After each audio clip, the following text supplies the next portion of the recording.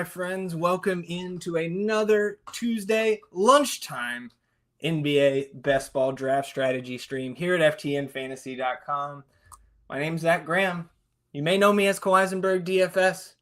Ready to get into some more drafts here today. Media days in the rear view. We've got training camps.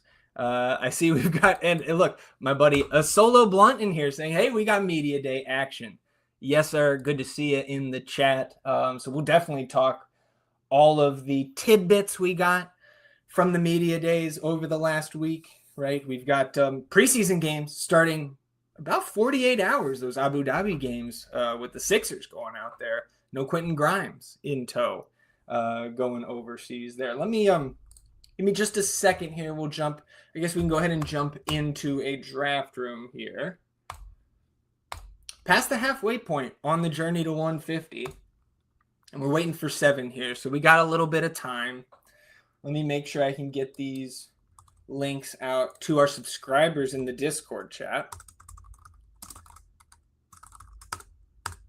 And again, of course, if you haven't signed up at FTN Fantasy yet, you come over, you join us, you can get in that Discord chat just in time for preseason DFS. Another thing you can do if you're just joining us here is you can take a look at my top 200 rankings, which got a little bit of just a small media day update this morning. So you can find those on the site. Also just dropped them into the live chat here on YouTube. So if you are watching the stream on Twitter and you want to join in on the chat, you jump into the YouTube stream and that'll pull all those comments in here for me to see so we can discuss all this news coming out over the last couple days. And as my buddy Easy B pointed out in our Discord chat, yesterday was the first media day in almost 30 years with no Pop, no Tony, no Manu, no Timmy. You guys know I'm a big Spurs guy, so it's a new era. Very exciting Spurs team that they're rolling out there this year, at least in my biased opinion. Before we get started, we are still waiting for 5 people in the first draft of the stream.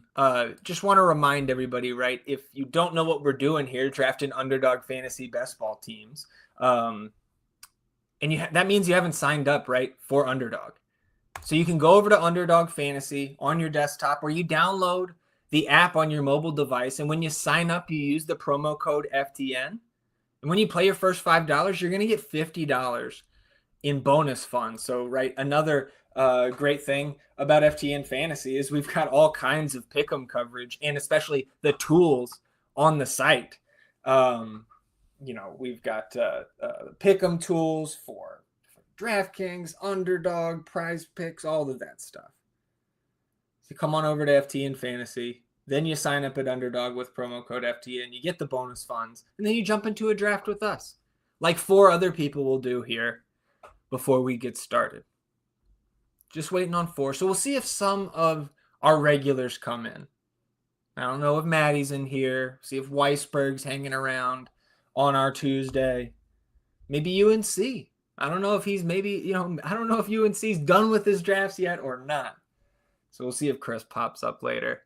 We see Jarrett in here, locked in. Good to see you, my friend. Appreciate you stopping by. So I think while we're waiting, right, still waiting on 4, let's talk through some of the media day tidbits that we got. And you know what? Because right now I'm the captain of the ship. I want to start with my guys down here in South Central Texas. Let's talk about the Spurs just for a second, because this was, and maybe I just haven't been locked in enough on the beat writers and the nitty gritty of the Spurs right now. But De'Aaron Fox said he does not expect to be ready for the start of the season.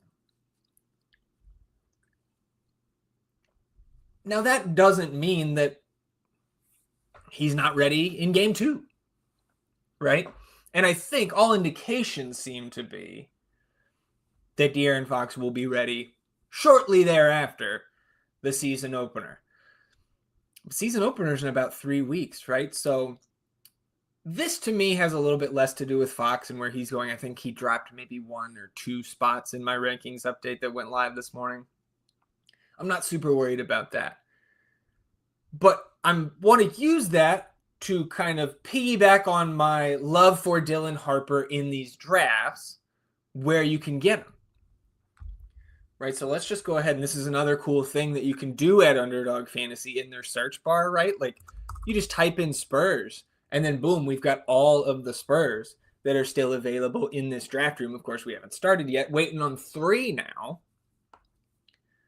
But we can see a very quick look, right? You can see where my ranks have them there in that left column, right? So if you want to import my ranks or do your own, you could import my ranks and then tweak from there. Or you could just tweak your own rankings from the ADPs that are currently there in these draft rooms.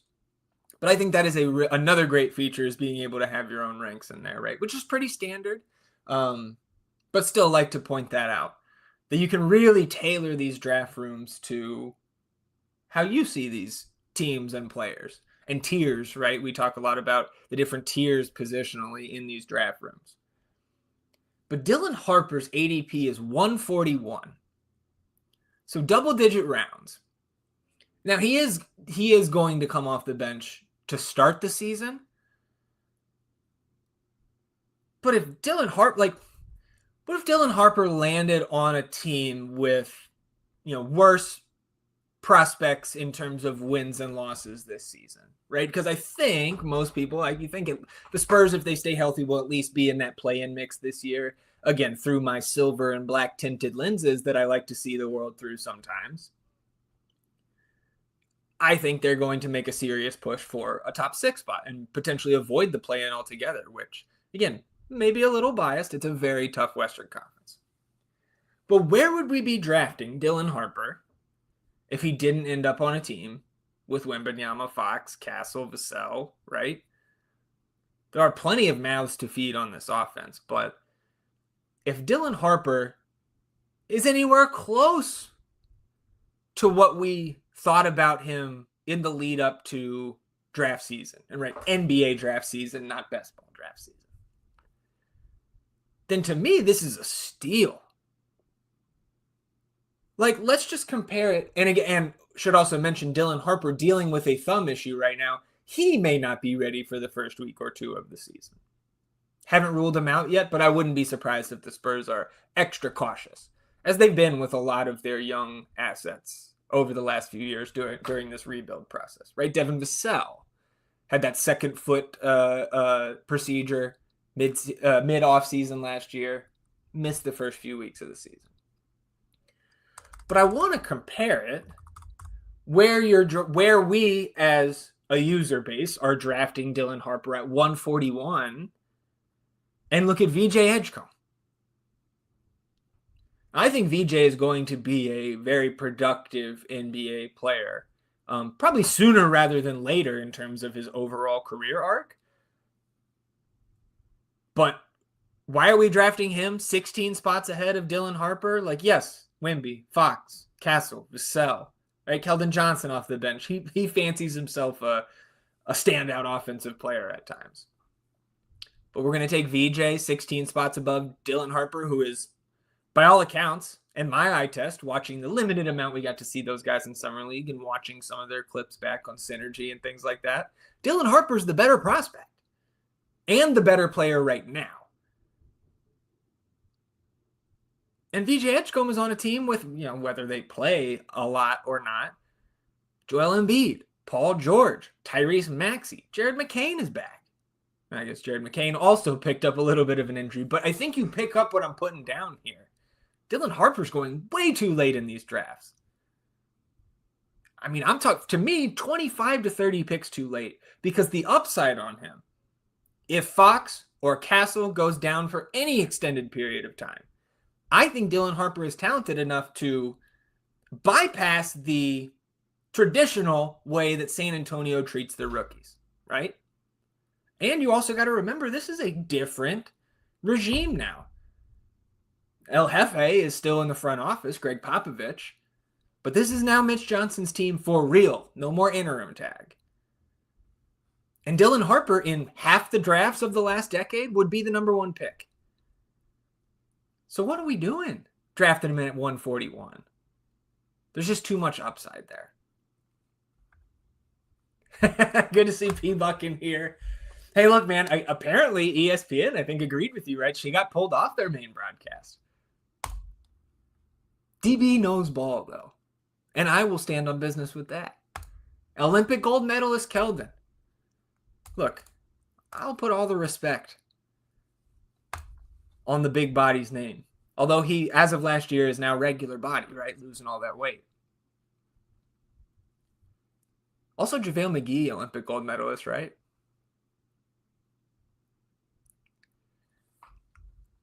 So we're just waiting for one here. I got my Spurs Dylan Harper rant out of the way. Let's get this last person in here and let's get this draft started.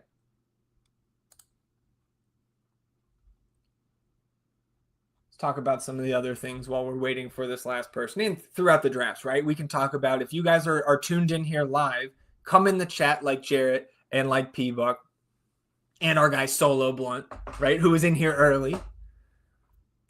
Apologize for being 5 minutes late here today. Had to adjust coming off a recording with the Kickback Committee, because here in my hometown of Austin, Texas, I'm not sure if anybody tuned into this live or on the rewatch will know what the U.S. Open Cup is.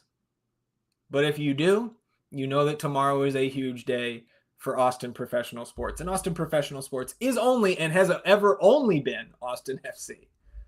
For only 5 years. Huge day tomorrow. Huge night tomorrow. That's why I'm wearing all green. You got the green lights behind me. We'll get back to the hoops here.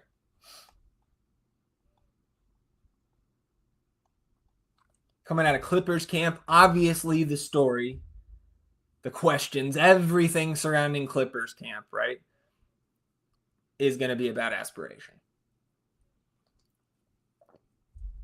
But through all of that, Bradley Beal, Bogdan Bogdanovic, quote unquote, limited to start camp. Those guys are not priority picks in our best ball drafts either way. And I don't currently see that report or those reports as being anything we should be worried about for those Clippers wings.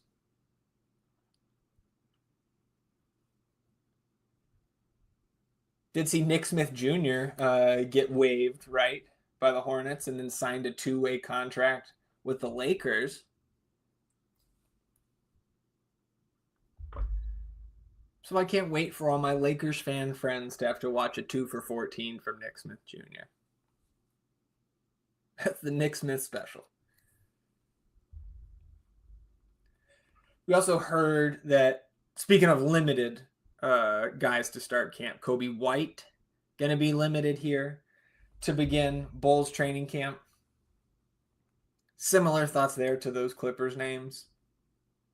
It's not changing too much for me in how I'm approaching Kobe White this draft season. And I am a little bit lower, I think, and we can just go ahead and check, right? Because we can just go Bulls in the search bar. So Kobe's ADP is actually falling, and maybe that's because of that report. So you can see what, that's another thing, right? Drafting these underdog drafts. You can just click on a player, see what the latest news is on them. So it was Karnasovas saying, limited in training camp, working his way back from the calf strain that he suffered in August. I don't think that's much to be worried about. But you can see I am lower on most of these guys till you get to Modest Buzelis. And we know that Chris, wherever he may be here today, is the biggest Modest Buzelis guy. But clearly I'm right there with the field, right? 71 in the ranks, 72.5 in terms of his ADP. But I'm a little lower on Josh Giddey. He's been hovering in those high 20s. Just got him in the late 20s. I still think that is a fair ranking, but like I'm going to take Donovan Mitchell over Josh Giddey. I'm going to take Jalen Brunson over Josh Giddey. So not much that I'm doing with that news about Kobe White being limited. Something that's not really also relevant to our best ball is we're still waiting for one here. So if you're sitting on the sidelines, do not hesitate. Jump into this draft room. Come draft along with us. But like I was saying, one of the pieces of news that came out from media days yesterday was that the Time Lord, Robert Williams, not ready for contact. Right, still there in Portland. And I don't know if Time Lord has picked up. Yeah, see, he hasn't even picked up one of these ADPs in the 190s where it means a couple people are taking them here and there. So that doesn't matter much for our purposes, but just a bummer from a real hoop standpoint, in my opinion, because Time Lord has never been able to stay healthy. And like those flashes when he is healthy, he's a game-changing defensive center. Just doesn't seem like his knee's ever going to get right. Like body as a whole, if it's not the knee, it's something else.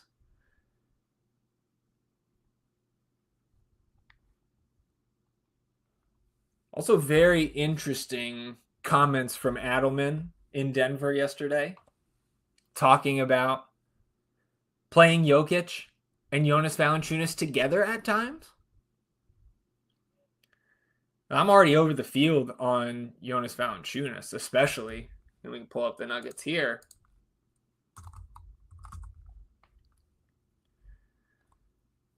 Especially early in the draft season, I was grabbing a ton of Jonas. So I think he's probably, at least in terms of backup centers who, and we're filled here, so we'll see where we land in the draft order. Of course, once again, and look, UNC in there at 5. So UNC lands outside of his typical top 4 spot.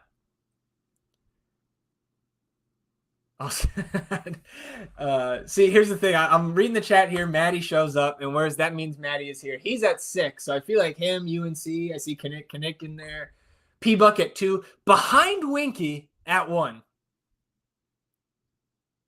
So I don't know if Wink is tuned in or not, or maybe he's just ready. He's taking his lunch break, getting a draft in here.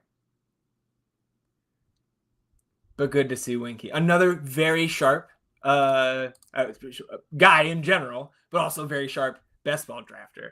I want to say Winky took down like 1st and 2nd on DraftKings last year. If you are listening somewhere, Wink, good to see you in here. Hope all is well. So we're sitting at 11. Looks like next to Bill Lumberg there in 12th. So we're off and running here with Wink on the clock. But to finish up what I was talking about with JV, is he not the most important backup big that we have here? In terms of like, I think, you could look at a Santi Aldama, right? With the injury timelines on both Triple J and Zach Edey leading into the first couple weeks of the season. So I think Santi Aldama, right, he's higher in the ranks. He is more of a priority drafting right now. But in terms of the importance from a real basketball standpoint, and then the ability to turn that extra opportunity into fantasy success, I don't know if there's a better backup big on Underdog outside of Jonas. And the fact that those guys could play together, if you're looking for a 3rd or 4th big in these drafts, I think Jonas Valanciunas makes a ton of sense late. And you can get him in the last round. So we're off and running here, and we see Maddie in here saying, seems unfair to waste such a cool nickname on a guy who's never healthy. And for half a second, I didn't know if you were coming at me for Kawhisenberg or the discussion with Time Lord. I know it's the latter, but could have been both, or either, rather. There's UNC. Stacked room. Look forward to the snipes. And I will say, like, our draft rooms are always tough here, right? Because even if it's not full of folks who are more tapped in, you're still going to get 5 or 6. And that makes things tough, man. Some of these drafts that I've done later in the evenings or even just at night, so much softer. And that's another point I think that's fair to bring up. And you guys, again, in the chat, let me know if you disagree. As I'm gonna go ahead and take JB here at the 111. Speaking of Jaylen Brown, I think he said something about on his recovery from the knee issue. He said, "I feel awesome. I feel ready." I feel ready as well, Jaylen Brown, because I'm definitely over the field on Jaylen Brown shares here in the preseason. Amin Thompson at 13. And again, I will take Scotty Barnes here. ADP would tell you Şengün or Booker, but I'm going to stick to my guns here with my rankings, especially at the top of the draft.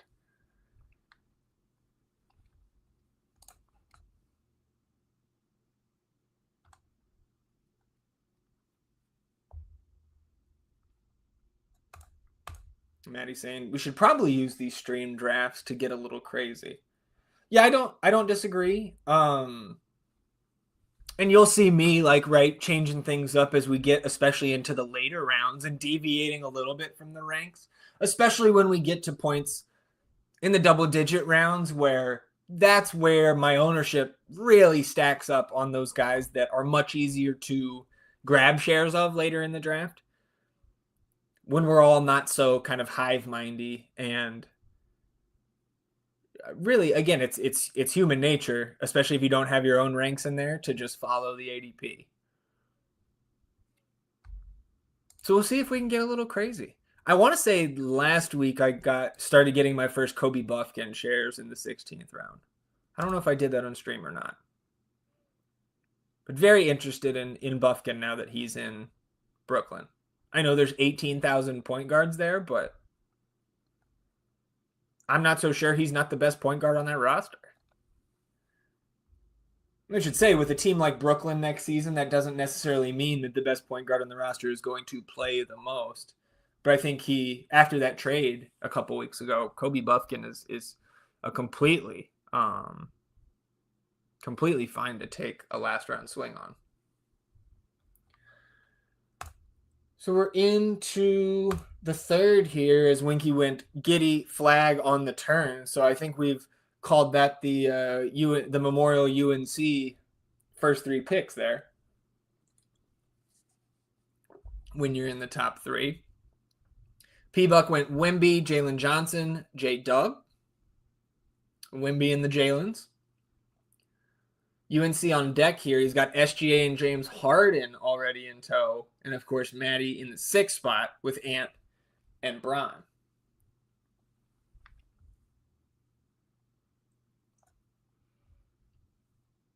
And I see Bam went 22nd overall. I've always been a little bit lower on Bam from a fantasy standpoint than the field, and certainly this year. But speaking of Bam and just kind of Miami in general, I think that was we got that timeline, right? This very loose one. 8 to 12 weeks in terms of that return timeline for Tyler Hero. He was definitely one of the guys that got the biggest drop in the ranks. Nothing crazy, right? We're not dropping him out of contention to ever be picked, of course. But let's say that, right? And he was on a scooter yesterday with his foot wrapped up. If he doesn't come back for 3 months, he's missing a little over 2 months of the season. So where he's being drafted right now, and we've seen his ADP already start to dip a little bit. 45.8 is the ADP on Hero. On today's update, I've got him at 61, sandwiched by Kobe White and Darius Garland. 2 other guys that have injury concerns right now, more so for Garland than Kobe White, I think, in terms of your timeline. But that is, again, I think it's going to be very tough for me to pick up a bunch more Tyler Hero. And so here, Franz is, my highest ranked guy that's left, and I would be more than happy to take Franz at 26, but I have two wings already in tow. And I know that Lundberg, the only two picks between me and my next one here on the 3-4 turn, has a guard and a wing. So I'm going to take Chet here, get my first big in the mix, and we'll see what the 12 spot does. These three players at the top of my ranks, Franz, Zion, De'Aaron Fox, I will gladly take the highest ranked player left. And I actually, so let's say all three of these players come back to me here in 2 picks, which is unlikely. I might go ahead and take Fox just for roster construction purposes.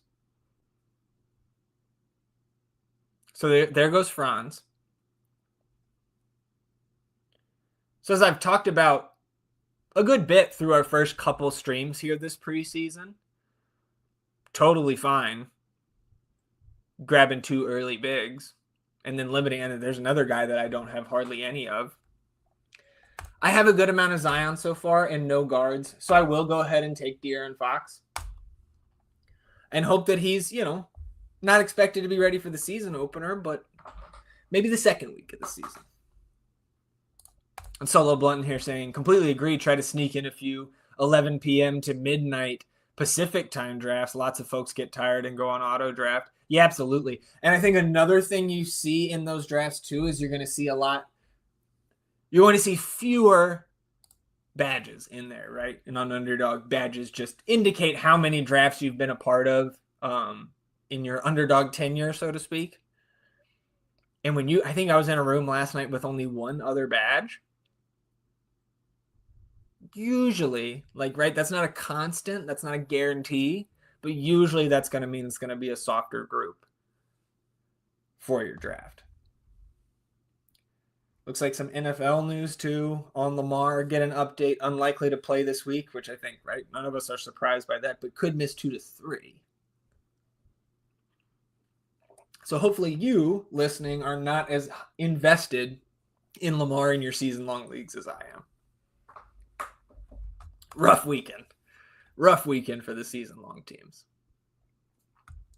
Let's check in on the board here as we're coming to the 4-5 turn. Kinnick started Cade, KD in the 3rd and 4th round. We had a Derek White and Denny Avdia. Maddie again went Ant and Braun. Then he got Brunson at 30 overall and Julius Randle at 43. That is a pretty strong start there for Maddie. And I think you should say the same thing about UNC, who added Ja and Brandon Miller to his SGA and James Harden. So P-Buck, if you're still hanging around the chat and able to chime in here, P-Buck goes Tyler Hero at 47. Not worried about the timetable there that was given yesterday?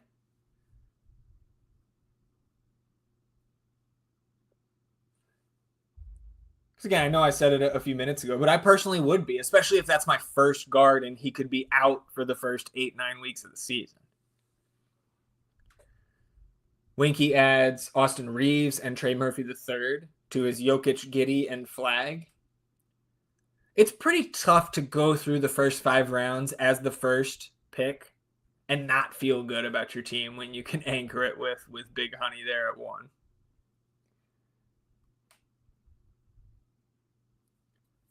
So P-Buck does go a second guard there at 50th overall. Thought that was coming. Desmond Bane. I think you got to like that.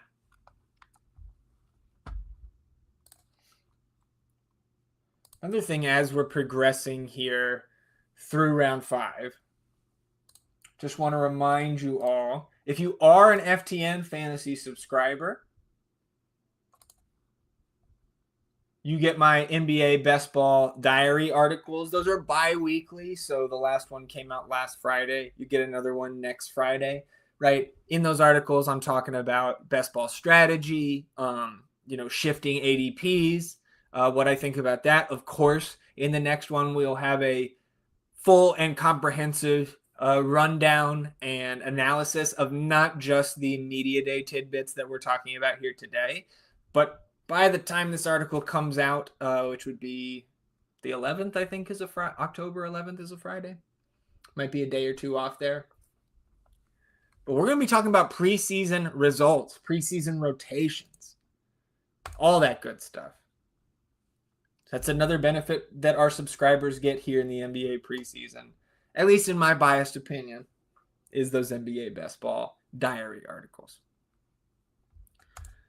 We're on deck here. And Buffalo Bill doesn't have a wing, so yeah, and he'll grab my namesake, Kawhi Leonard, and then this is going to be a very easy and very quick Jamal Murray selection here. So we're 2-2-1 coming around on this 5-11 or 5-6 turn. I see P-Buck said, shit, beefed it. Didn't see the hero stuff. I'll show myself out. Don't have to do that, my friend. But yeah, I mean, that's why, again, whether you're able to catch these streams live or on the replay, and as a 2X podcast and YouTube guy, sometimes the replay can be better just for time constraints. As we're here with the 2-2-1, and I'm going to go a little bit away from the ranks here. Again, I'd be fine to pick up a Bridges or a Hart here. And I think the Knicks starters is something we can talk about here. But Alex Sarr, right, I have him ranked basically right at ADP. That's somebody that I've been picking up more and more shares of here over the last couple weeks. I just think it's a very fair price for him. And as my second big, probably going to make this a 3 big build. We'll see how everything plays out throughout the draft, but feel good about my top 2 wings, of course. Fox and Murray, again, assuming health when Fox gets back and assuming health on Jamal Murray's knee right now. Maybe not the smartest idea, or, maybe not something you should have the utmost confidence in, but feeling pretty good about this start and being able to add Sarr to Chet. Not a bad little starting 6. We'll go back to the board here. Anybody doing anything outrageous? We don't have any 3 big builds yet. So a sharper room than what we were dealing with last week, I think. Not always good for us, but something to note. UNC gets Modest, attaboy. What is your ownership on Buzelis now, Chris? Like, I know we kid about it all the time because that's your guy, but he's got to be top. Is he not top 5 for you?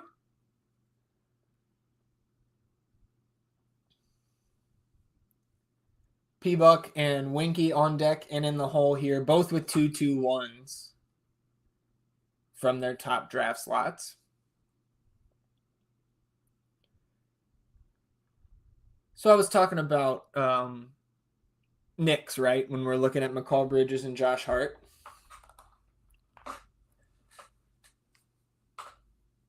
We were all looking at the pictures that came out of practice last week, right? With Mitch Robb in the starters practice, like had his jersey flipped over to the starters colors.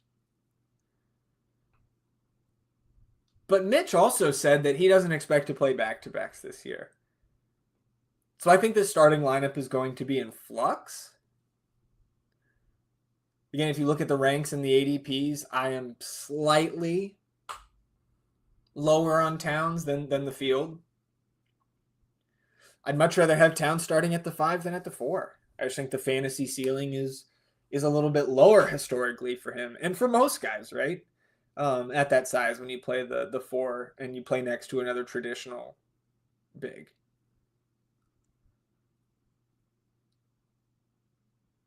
So that'll be interesting to watch there in New York. And again, in that picture with Mitch Robb in the starters unis, Josh Hart was the odd man out.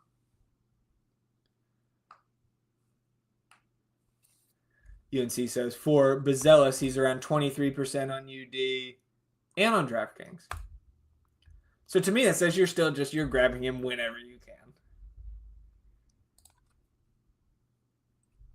You don't got to tell me twice, man. You know I like getting my hands on some Buzelis shares when I can as well.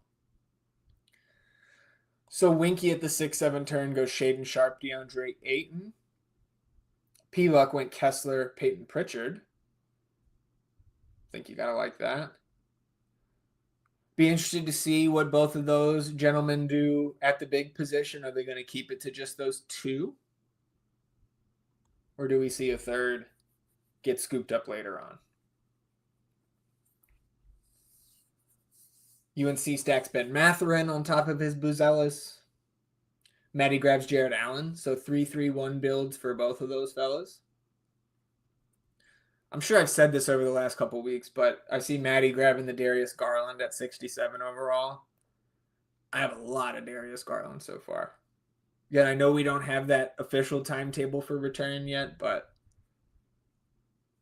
if he was healthy, he'd be going at least a round earlier.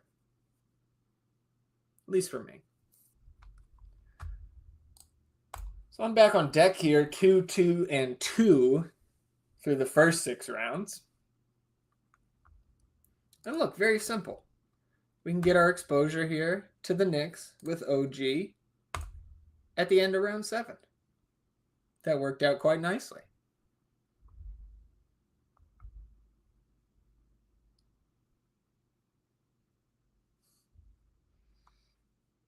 There goes Onyeka Okongwu. Kind of a murky situation there. All right, so we're going to play the playoff schedules here. And again, that's something we discussed in those Best Ball Diary articles, if you're an FTN Fantasy subscriber. I'm trying to get more Ace Bailey now that he dropped Sharif's dad as his representative. I think that is a very good sign. But we're going to pick up Jaden Ivey, get some Detroit exposure. Because again, Detroit and Houston, the two teams with the most playoff round games during that 6-week playoff period. But maybe Ace Bailey in here drafting with us because it is Ace2217 who picks up Ace Bailey at pick 88 overall. And like maybe I'm reading too much into that news that Bailey dropped Cooper as his representative. But to me that says somebody, and maybe it's just the Angels there in Utah, but to me enough people got to Ace to say, man, you gotta cut this guy. Get him out of here. He is not helping your career here in your rookie year.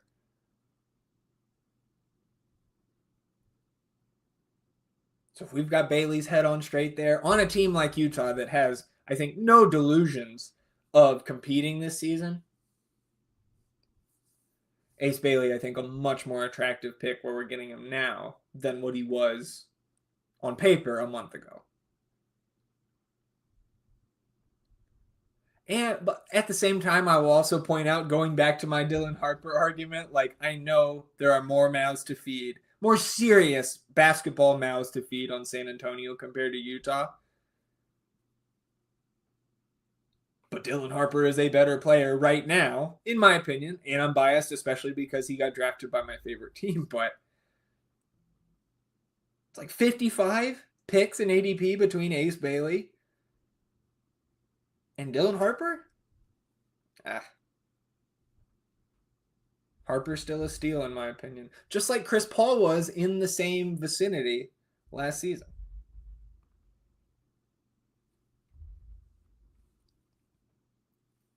8-9 turn here. Winky goes John Collins, CJ McCollum. I think you got to like both of those picks. Washington, one of those teams, or Utah and Washington, rather. Two of those teams that have 22 games in the playoff round period. And P-Buck adds Jakob Poeltl, so he does get that third big, and Andrew Wiggins. Wiggins, who stands to benefit a little bit usage-wise from the hero injury. We've got the 3 slot now picking up a 4th big through 9 rounds. So the 2-3-4 build, that's a no-no for me. There goes Paul George at pick 100. Somebody I've had to just lay off on. Somebody I was definitely drafting earlier in draft season, just name value and what if. Like, probably not as bad of a decision as my Chris Middleton love early in the draft season last year, but kind of similar. At least that's my feeling today. UNC picks up Reed Shepherd after he grabbed a Piston share with Tobias Harris at pick 92. Reed Shepherd going at 101 overall in this draft to Chris. And, like, you definitely didn't feel worse about the fantasy prospects of Amon Thompson and Reed Shepherd after hearing Udoka say yesterday that Amon and Reed, those guys were going to play a lot more anyways, initiate a lot more, handle the ball a lot more. That'll be expedited a bit with Fred VanVleet's injury. So the fact that, to me, the fact that Reed got lumped into that conversation or that answer from Ime, I think we should feel pretty confident taking him. UNC got him at 101 there. I want to say I have him at like 107, so it would have been, right with this pick that I'm on the clock for here. And I think I'm going to go ahead and follow my ranks here, even though this is now another injured guy in Scoot Henderson with the hamstring tear. It's got to be fairly minor because I want to say 4 to 8. Yeah, 4 to 8 weeks is what Spears said. Which means Scoot, he could be back week 1. But even if he's, where I'm taking him here is my 4th guard, I feel just fine grabbing Scoot there. Worst case scenario, he comes back late November. Thanksgiving, I'll take some Scoot Henderson on the side on my Thanksgiving plate.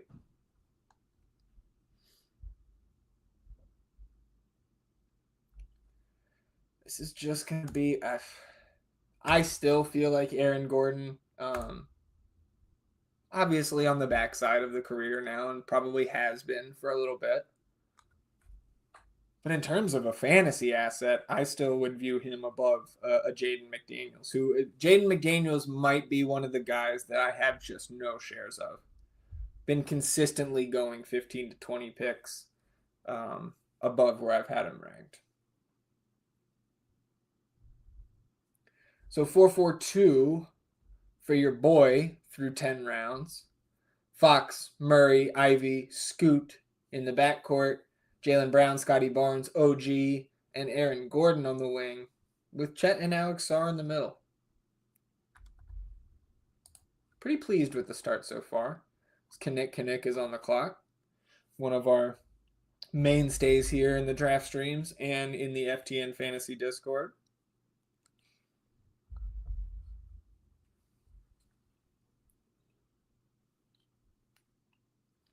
Cam Whitmore. Oh, I'm sitting here, Jarrett. I see Jarrett. Jarrett's been sitting here the whole time between Maddie and Kinnick. And let's see what Jarrett's putting together here out of the 7 spot. 3-5-2 so far. Paolo, Brandon Ingram, Cam Johnson, Rishache, and Cam Whitmore. The Cam Whitmore pick was what caught my eye there, Jarrett. I love that pick. Towns and Miles Turner in the middle. Backcourt of Tyrese Maxey, Jalen Green, Andrew Nembhard so far. Pretty strong start, if you ask me. I'm a sucker for the Whitmore pick in round 10. Another thing tomorrow, not just my my silly self-indulgent soccer interest tomorrow night, but tomorrow is also the qualifying offer deadline for John Kuminga, for Quentin Grimes. So we'll see more movement on that one way or another very soon. Maddie grabbed Kyrie at 115. Jabari goes to Chris. D'Lo goes to P-Buck. And then Trey Johnson at 120 to Winky, then VJ. So Winky, not sold if he's hanging around somewhere. Not sold on the Dylan Harper over VJ Edgecombe case that I'm making. And that's fine. I'll come back to this. Look, we'll another cool underdog feature. We can name this draft after we're done. We can name this one the I told you so about Dylan Harper draft. Maybe I shouldn't hope for that because that means probably that another very good guard on my favorite team got hurt. I don't think we should be shocked if Harper works his way into the first 5 without displacing Fox or Castle. Because Castle and Harper are big enough to handle most wings. Stephon Castle is a fucking dog. Dog! I would not be shocked if Devin Vassell can't hold off Dylan Harper. We'll see. Vassell's going to have a much better shooting season, I think, to do so throughout the whole season.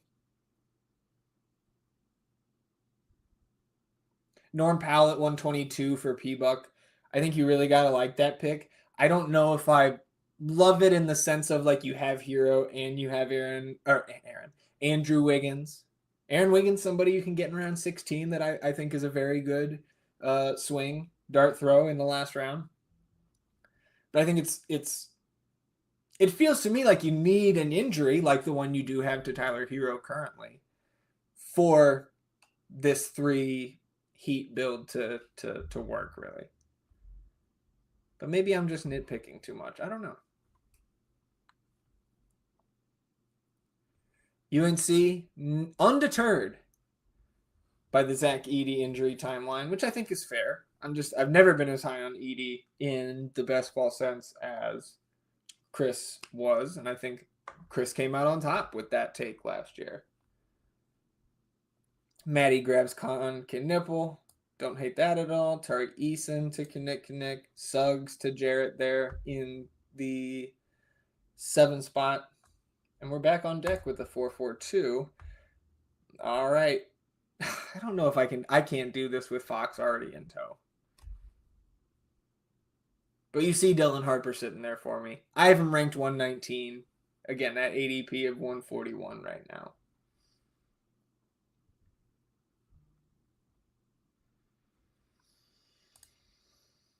All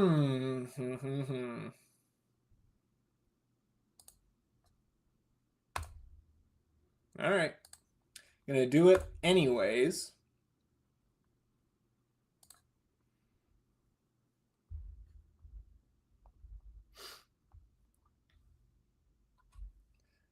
So this is definitely the first draft I have where I have 2 of those 3 Spurs guards being Fox, Castle, Harper. Having 2 of those guys on the same team, this is definitely the first time that I've done that this draft season. But I just like the upside so much more than the other guys in this range.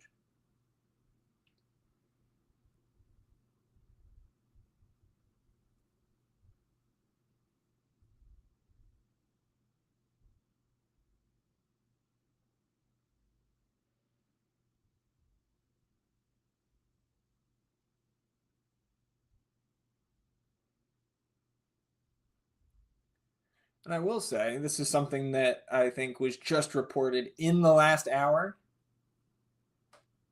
that Dylan Harper, right with that thumb issue, said there's a possibility he could play in the preseason. So, with the news on De'Aaron Fox, probably not ready. As you see, I'm running my mouth. I'm good for one of those every stream. We grab Isaiah Hartenstein. Not ideal with Chet already in the fold. But if one goes down, the other one rises that much higher. So not ideal there. But as I'm talking about this, right, Harper news, that could be your starting point guard on opening night.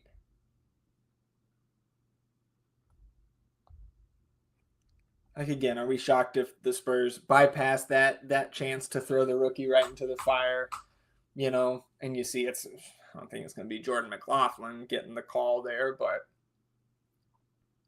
you can slot Keldon in. You can slot Sohan in. You can slot Champagny in. but definitely a non-zero chance that if Dylan Harper can play preseason minutes, non-zero chance he could be the starting one in place of Fox on opening night.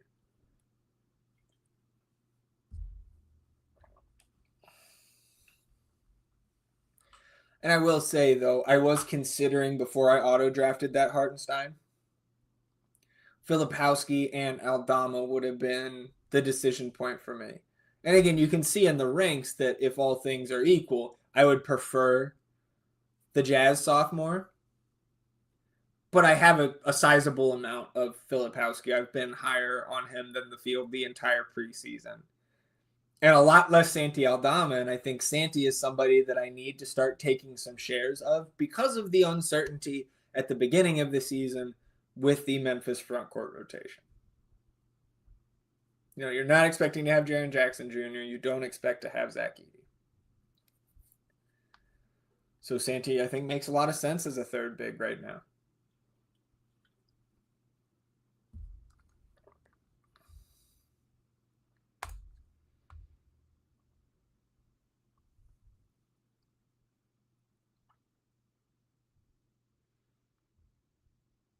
So Kinnick got Bradley Beal after going Tari Eason in the 11th round. Jarrett went Suggs, and then Colin Sexton, another guard option there that I think is a very, very solid pick with some significant upside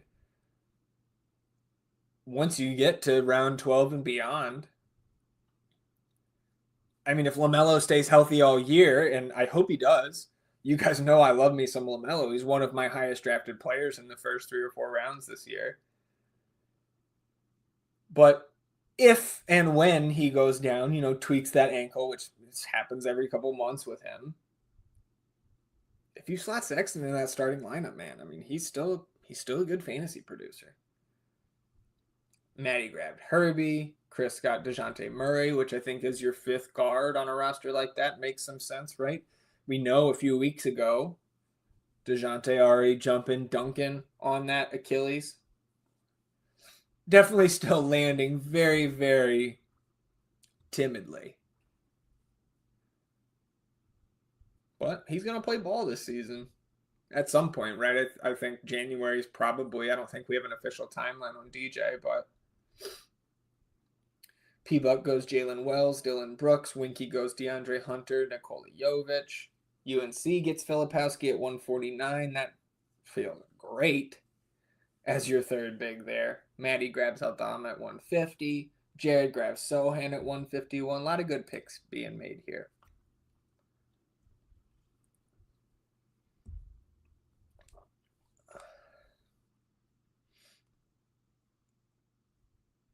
So, some potential redundancy there with the Fox-Harper pairing. Some definite redundancy there with the Chet Hartenstein pairing. Again, was my one mulligan auto draft you talk too much pick. But I know where I'm going here. And while the ranks would say Jared McCain after that auto draft, I need a wing here. We talked about how I have the personal moratorium on clicking Jarris Walker's name. And 2 guys that I've been getting a lot more of the last couple weeks are Chris Boucher and Nemiush Keita. Keita probably would have been the pick here if I didn't auto that Hartenstein or get another big in the previous round. So it will be Chris Boucher here. And while I do, of course, have 2 Boston quote-unquote wings on the roster, I don't see Jaylen Brown and Chris Boucher as correlating negatively in a best ball sense. But maybe some of you guys do. And here to me, right, Jared McCain makes some sense. Yegor Demin. I mentioned Buffkin in the late round, so I think I can probably hold off there. And I think I want to get another piece of exposure. Well, Ron's still there. Ron's not going to make it back to me, though. And I have a good bit of Ron Holland, so I'll go Karis LeVert there. Diversify my Pistons exposure a little bit. My 2 highest owned Pistons are Jaden Ivey and Ron Holland. Solo Blunt in the chat saying, how many centers do you aim for? I usually go for 3 if I pick one early or 4 if I go late center. And that's a good question. And Solo Blunt, I actually did talk about this in the last Best Ball Diary article, but that's another thing. I will peel back the curtain or the paywall, right, on those articles and my thoughts here on the live streams. I am fine if you get one of those early centers, right? Of course, Jokic and Wemby. For me, Anthony Davis and Domantas Sabonis also fit into this category where if you get another strong big, I'm fine with two.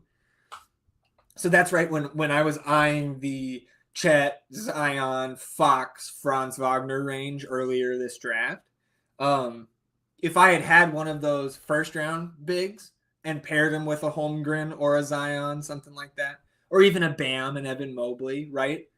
Roll two there. Right? You only got to start one. If you get those two high-end bigs and they both qualify, right, you have your flex spot, so both of them can be in your scoring lineup. And then I think like another thing we've talked about is the advance rates in those diary articles. And last year, advancing out of the qualifying round, the teams that advanced the most in terms of roster build were two big builds. Now that's different if you look at what makes the finals, which is why I still, on average, I will have three bigs per team that I draft. But to your point, there are four if you go late center. If I'm going like, and I kind of liken it to like your zero RB type of build in NFL draft season, right? Where you're taking a bunch of shots on running backs late. If I go zero big, I'm not going to take bigs till like round 8 or so. And then I'm going to stack up 4 of them. You know, if you grab 3, if you went 8, 9, 10, big, maybe you're not taking that fourth one there. So I guess to answer your question, I'm kind of in lockstep with you. Like I'm usually drafting 3, but there are plenty of cases, even in this draft season, but you know, going back over past seasons, 2 is totally fine, right? Context permitting, and so is 4. It all depends on how the draft falls to you, really.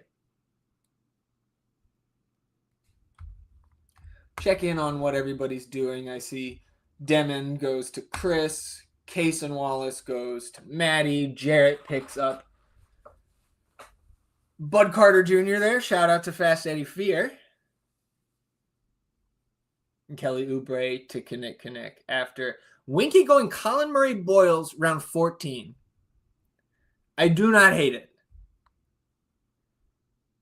Colin Murray Boyles has danced between like 180. I think right now he's actually occupying slot 200 in my rankings.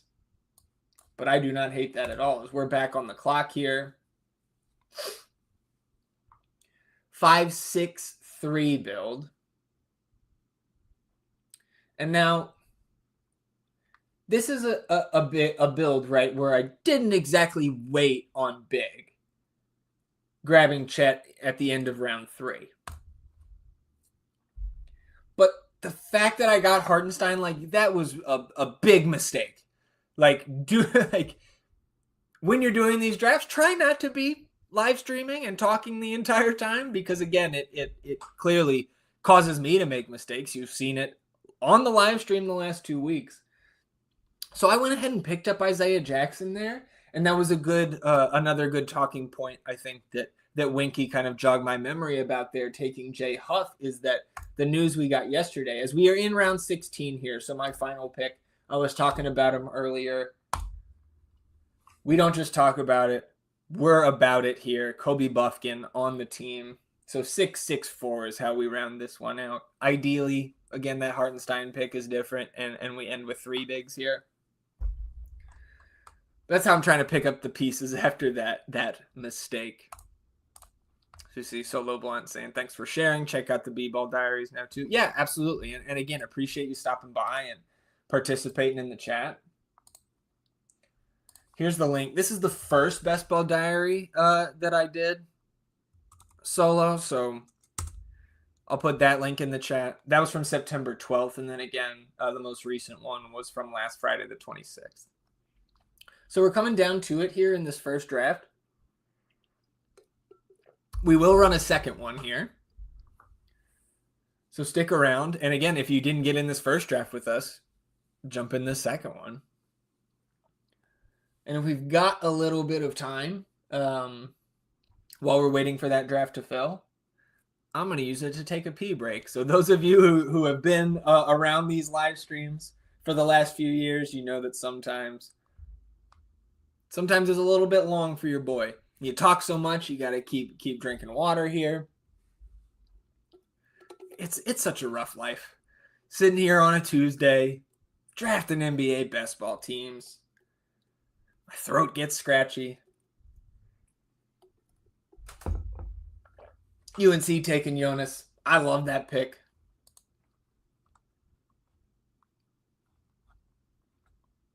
There goes Lonzo. Don't love the Lonzo pick that much. As much as I love Lonzo. I'm not sure I'm putting him on any of my best ball teams this year. Let's see how this ends up with the final two picks. And go ahead and read my team off, right? The 6-6-4 build. So Chet, Alex Sarr, and then the mistake auto draft pick, Isaiah Hartenstein. We added Isaiah Jackson, who recovering from the Achilles injury, right? Isaiah Jackson been running with the ones in pickup here right before camp starts. So again, I don't expect him to be full go right away coming off the Achilles, but right now I think Isaiah Jackson is a slightly better value at the end of these drafts than Jay Huff. But Rick Carlisle also not the best for targeting fantasy guys, even on a daily basis, right? With his rotations going back to his time in Dallas. So the right answer at the end of all of this, when all is said and done, the right answer may be none of those bigs from Indiana, and hopefully by my ownership, Jarris Walker is the answer there. But just wanted to bring that up as I saw Winky take Jay Huff. Kinnick was in the 8 slot, 7-6-3, so backcourt of Cade Cunningham, Derek White, Cam Thomas, Keontae George, Brad Beal, Quentin Grimes, and Cedric Coward in the 16th round. On the wings, KD, Denny, RJ Barrett, John Kuminga, Tari Eason, and Kelly Oubre. And then the bigs, Nimiush Keita, Rudy Gobert, and Nick Vucevic. Jarrett was here with us in the chat and in the draft in the 7 slot, 7-6-3 as well. On the wings, Paolo, Brandon Ingram, Cam Johnson, Zachary Sachet, Cam Whitmore, Jeremy Sohan.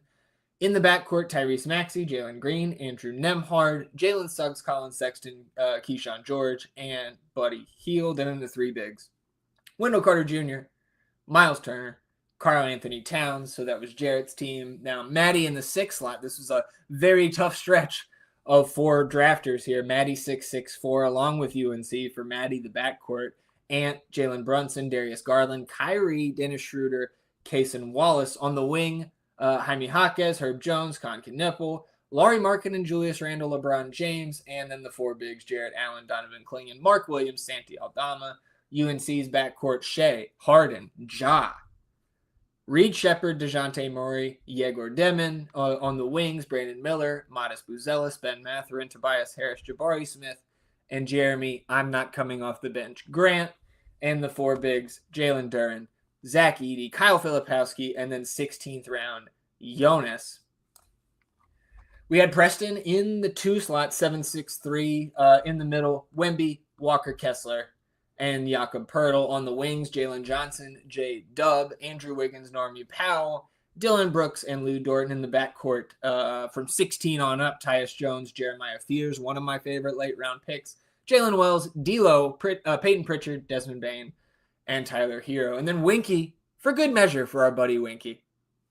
In that 1 slot, 6-7-3, Jokic, Ayton, Jay Huff in the middle. Backcourt of Giddey, Reeves, Shaedon Sharpe, CJ McCollum, Trey Johnson, VJ Edgecombe. And then on the wings, Cooper Flagg, Trey Murphy, John Collins, DeAndre Hunter, Nikola Jovic, Colin Murray Boyles, my boy, and Sadiq Bey. A little sneaky there at pick 182, or 192 rather. Mr. Irrelevant.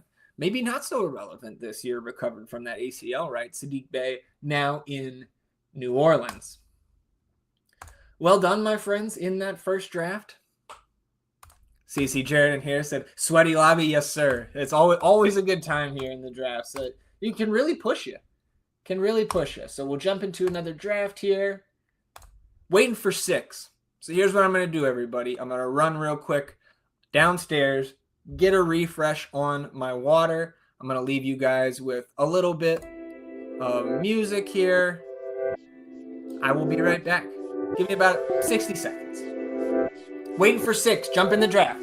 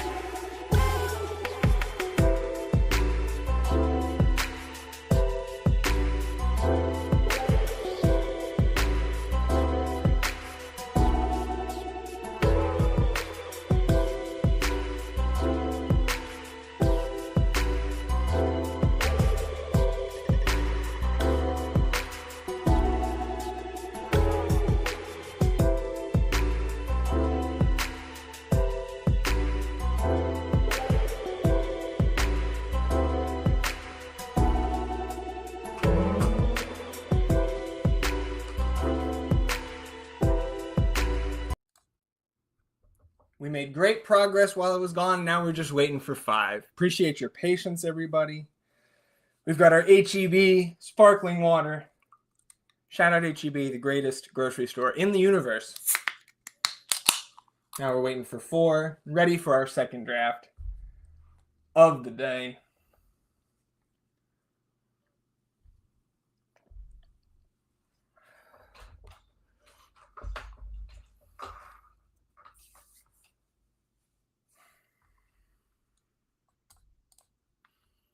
Let's see what else we haven't really discussed here yet today. Probably not something we should factor in to our fantasy opinions of him, but Anthony Davis, right, gonna wear like goggles, I think, for the rest of his career because of that eye issue.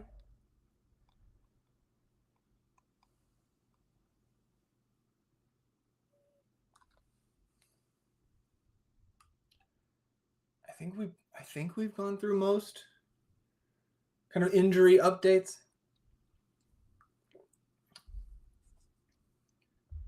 Jeff Weltman talking about Jalen Suggs, right? They're targeting opening day for him to be ready, so nothing really actionable there. Maybe, I guess, we were talking about Ace Bailey earlier. Austin Ainge also was saying that Taylor Hendricks is a full go coming off that gruesome leg injury last year. So Taylor Hendricks probably somebody that is well worth consideration, for one of those late round picks. I don't have any quite yet, but I certainly wouldn't turn my nose up if I saw that, pop up here in this next draft.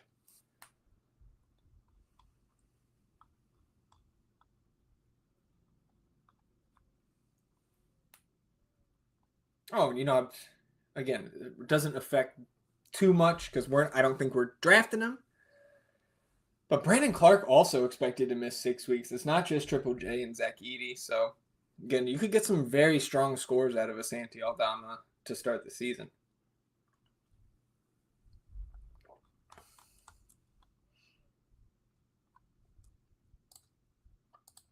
Let's check this preseason schedule.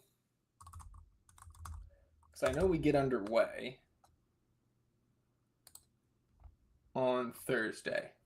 So that'll be a noon Eastern tip between Sixers and Knicks, the Abu Dhabi game. Then at 5:30 a.m. Eastern, Melbourne game. But that's the Pelicans on their NBL tour, so we're not going to get any DFS for that game. You might not even get, props for that game playing against the NBL sides, but we'll see. And I think the first official preseason game in the States is Suns-Lakers. Is that a Canada game, maybe? No? Acrisure Arena, Palm Desert, California, so.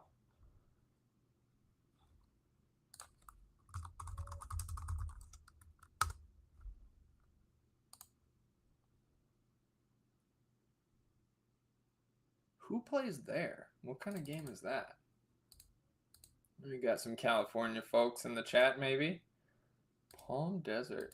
Outskirts of LA? Okay, yeah. East of San Bernardino. Huh. So neutral site there, technically.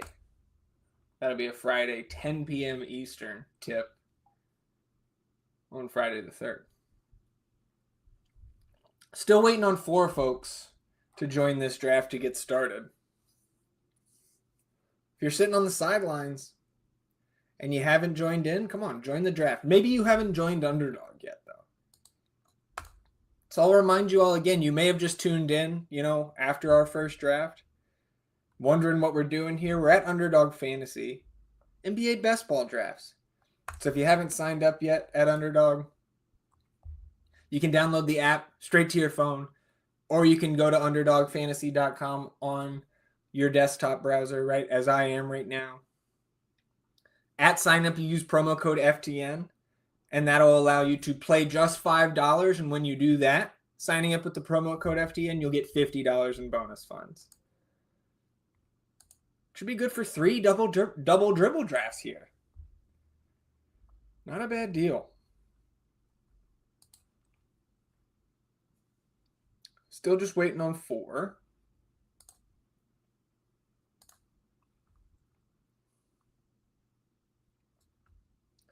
So when do we get our first real preseason slate?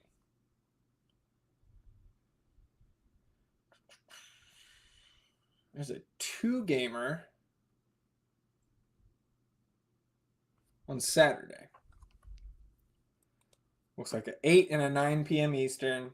Magic and Heat, then Wolves Nuggets. First game in San Juan, Puerto Rico. Wolves Nuggets in San Diego. Another 2-gamer on Sunday, and then there we go. Then we're in the thick of it for our preseason DFS starting on Monday the 6th. That'll be 6 games on the NBA preseason slate, but the Spurs will host Guangzhou in San Antonio, so that'll be a 5-game DFSer.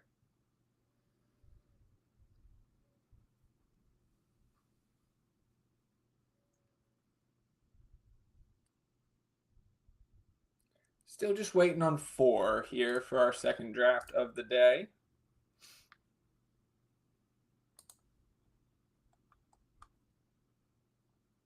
Oh, man, I'm looking at this schedule here. Is that the first one? Yeah, so we will get our first NBA game on Peacock next Tuesday. Bulls and Cavs. You're going to have to tune into that one just to hear Round Ball Rock, right? I know I will.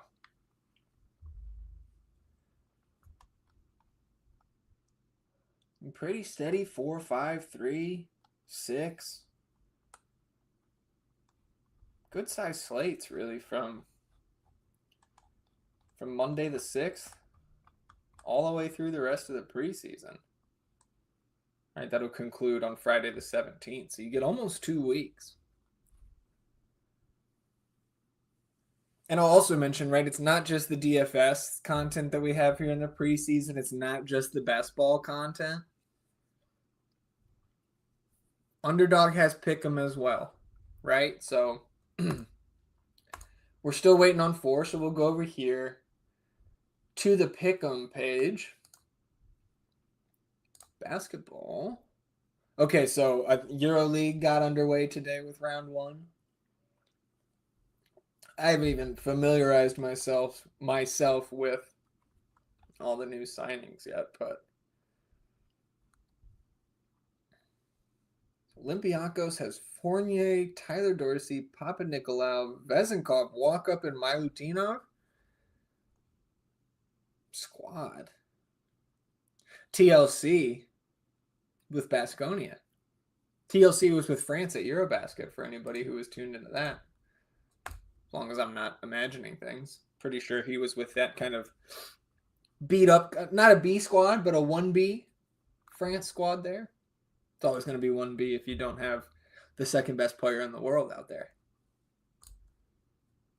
And as Preston said earlier, I will stand on business with that take. But just some NBA season props right now on Underdog. So if we get some of those preseason, now you can see how many slow drafts I'm in right now. Still waiting on 4 in our live draft here for the stream. But as soon as they populate some of those props for the preseason games, you can find my picks both right in the pick tracker at ftnfantasy.com, but those will also show up in our Pick'em Games channel of the Discord. So hopefully we're starting that on Thursday.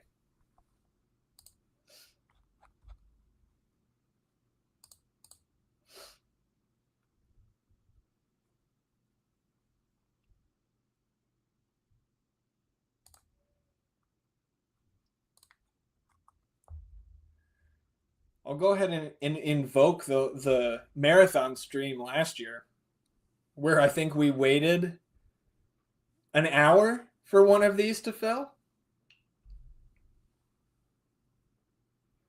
Hopefully we don't come anywhere close to that here. But we have slowed down still here, waiting on 4. And do not be shy if you're tuned in here. There's somebody jumped in, right? Waiting on 3. Don't be shy. Jump in. Let's draft.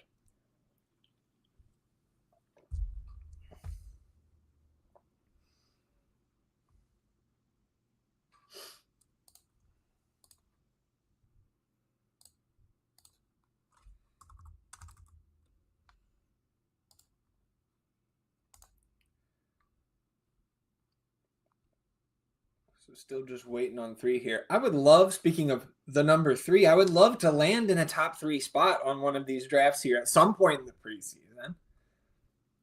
Like, obviously, I've had to be in, I think, 80 drafts in now. I've had some, but not enough, especially when you know UNC. The man who has never seen a pick lower than 6.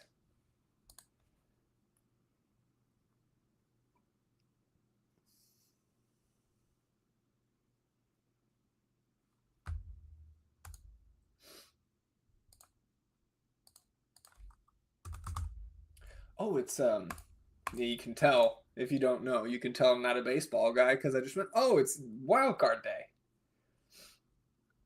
Those games have to have started already, right? I think there's 4 today. Just waiting on 2 here now. Maybe that's where everybody went when you turning on the baseball games.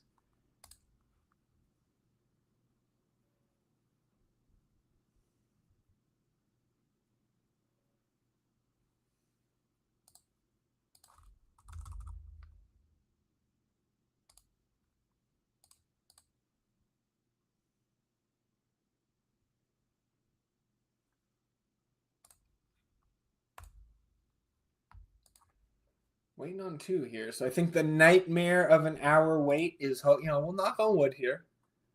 That nightmare is hopefully not going to become a reality.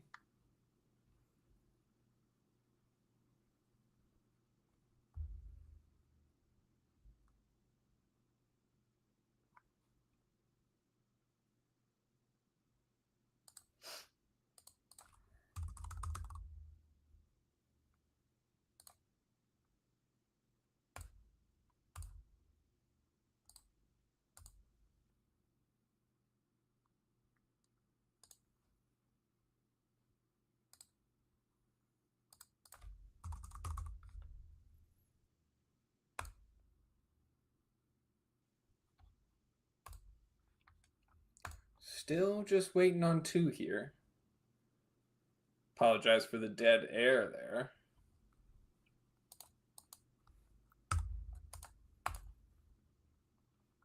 But you guys know what to do. You jump in the draft. We only got 2 spots left.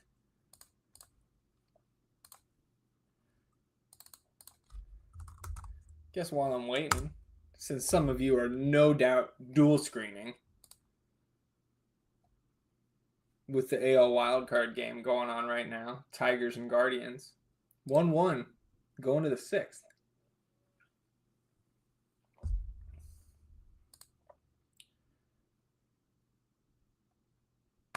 I am the most fair weather of Texas Rangers fans.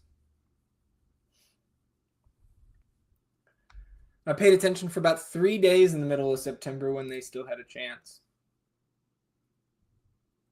Obviously, going 2-8 over your last 10, not going to help you in a race for the wild card.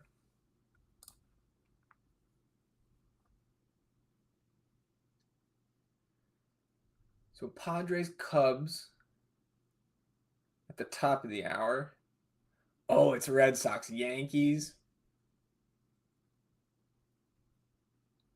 at 6 tonight. Okay. Might have to tune into that a little bit. It would be a nice appetizer for the biggest game of the day. Aces Fever, Game 5. Win or go home.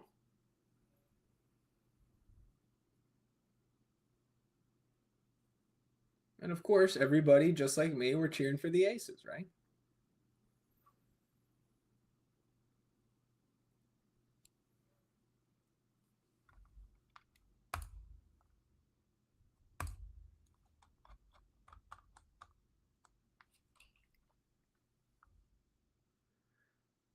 So today, right, we are exactly 3 weeks away.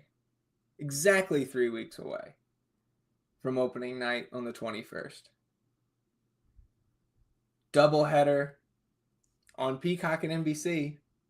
Again, shout out Roundball Rock. Excited for that. Rockets Thunder, Dubs Lakers. I would be interested to hear if we have any Lakers fans that want to jump in the chat and give me a piece of their mind. What does that starting lineup look like? Are people overthinking it? Talking about there needs to be a change there? I think 2 weeks ago we were discussing the possibility of a change with the Lakers starting group. In particular, in regards to the presence of Marcus Smart on this team now. Like, is Austin Reeves a better overall player than Marcus Smart? Yes.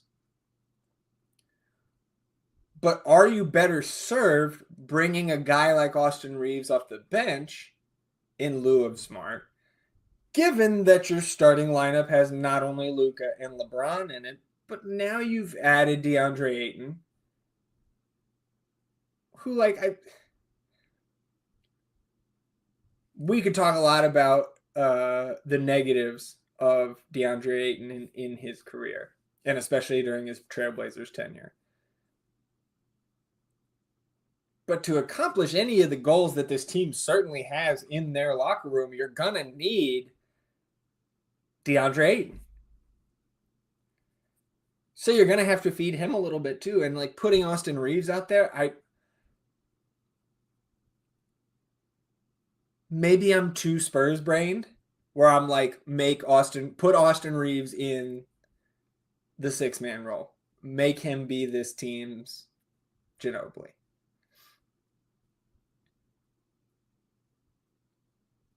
I don't know. I think that is a legitimate decision point for JJ Redick and his staff. As we're just waiting on one here for our second and final draft of the afternoon.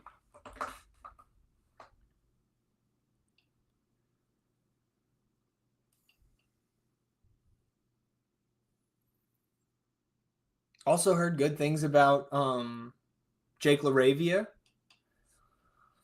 out of the early days of Lakers camp, right? Maybe they can get something significant out of, or like some more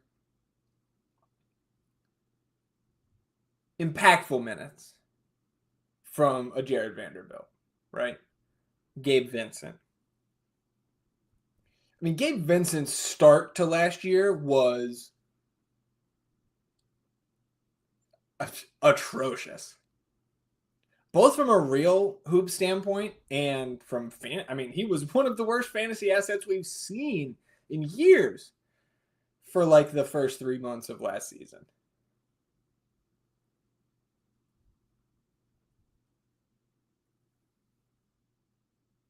I mean, he's dealt with that bum knee kind of for multiple seasons now. So if he's healthy, I mean, the top 9 for this Lakers team is, again, they're not the favorites. They're not OKC. They're not Denver.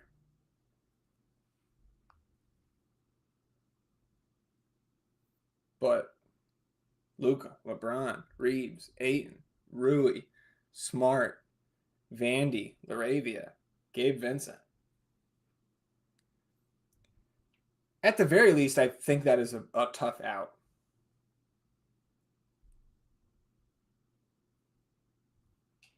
Unless you're Minnesota, maybe. Minnesota didn't have too much trouble last year.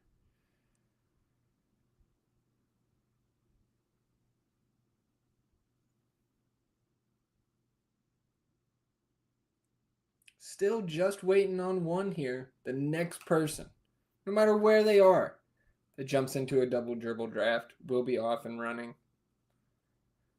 Why not you? Jump in, draft with us.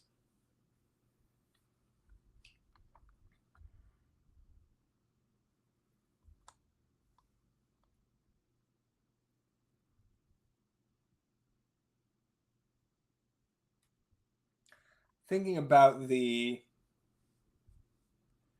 Grizzlies front court situation again, right? Because it's not just Santi Aldama, as we have filled the draft room.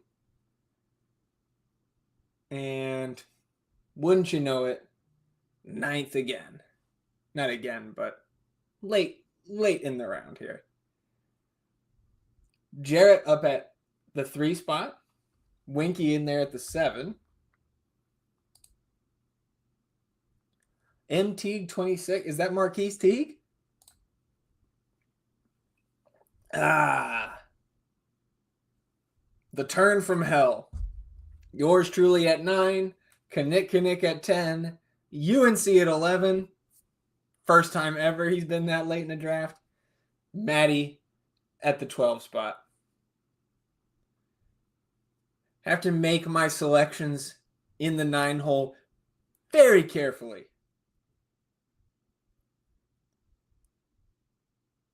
Because if you're trying to sneak somebody past this group, probably going to be tough. Yeah, you see UNC here saying, prepare for pain, my friend. I could say the same thing to you. You better take Modest extra early. Giannis at 1. So Jokic at 2.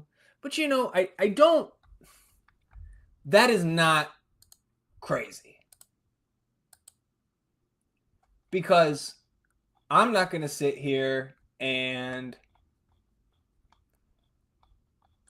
again, Jokic is my number 1 ranked player. No hot takes there from me. But Denver is one of the 2 teams that has the fewest games in those playoff rounds. And okay, Jarrett goes SGA. So now you're line stepping.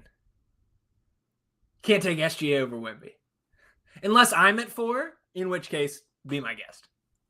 So Wemby goes at 4. Again, you're not really going wrong with SGA.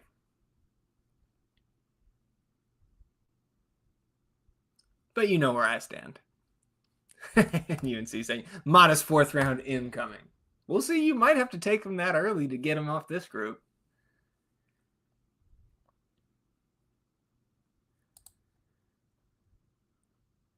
Mac is in the 8 slot here.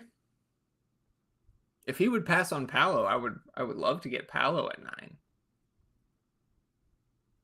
Hopefully Mac not in here doing a little subterfuge. He's going to time out, and that's going to give him Paolo. I have a lot of Anthony Davis and Domantas Sabonis here. One guy I do not have hardly any of is Trae Young. So like Maddie said earlier, and we were discussing, right, in these rooms that are a little bit tougher, get a little bit different. I'm going to get a little bit different for myself here at least and take Trae Young at pick 9. This is no more than my second Trae Young share. Again, 70-something drafts in. 80 drafts in now. Amin Thompson at 10. So here you go, Maddie. You want to get different. You know what you do here, right? Yep, absolutely. Well done. Exactly what I was getting at there. Maddie takes Sabonis and Anthony Davis at the turn. And again, like I was saying to Solo Blunt earlier in the chat, like this is a situation here where you get a little bit weird. You take those 2 bigs, and now you're done. No more bigs. Guards and wings the rest of the way. And now I feel pretty okay about taking Trae because I'm going to end up with my guy Scotty Barnes again. Scotty Barnes is a guy I have ranked at 12. So that worked out all right.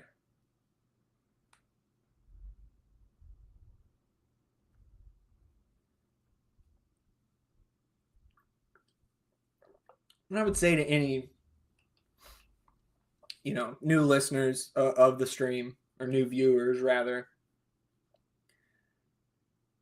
when we're talking about, getting weird and deviating from our rankings in these, you also have to take in your own context of how many drafts you're doing, right?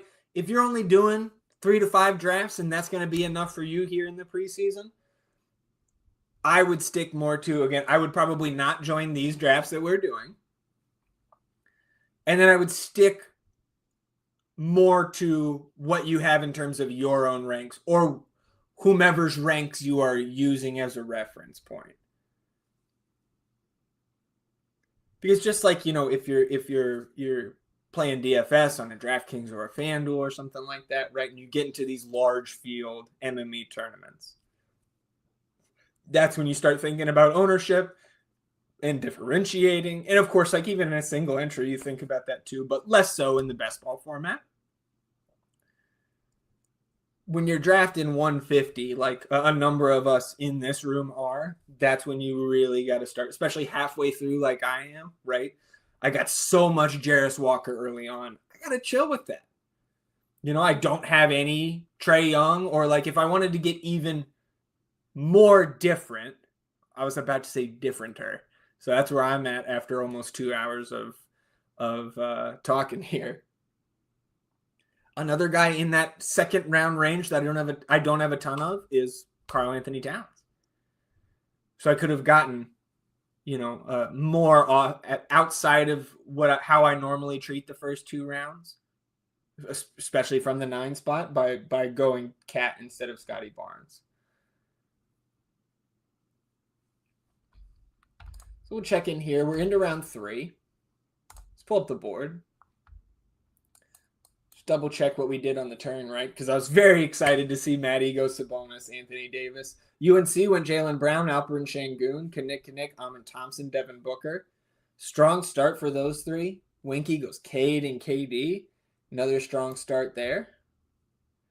And Jarrett gets Jalen Johnson on top of his SGA. And now on the clock once more. and gets J-Dub. So you see the Jalen team there again. 2 drafts in a row, we've had Jalen Johnson, Jalen Williams team. We're working our way through round 3 here.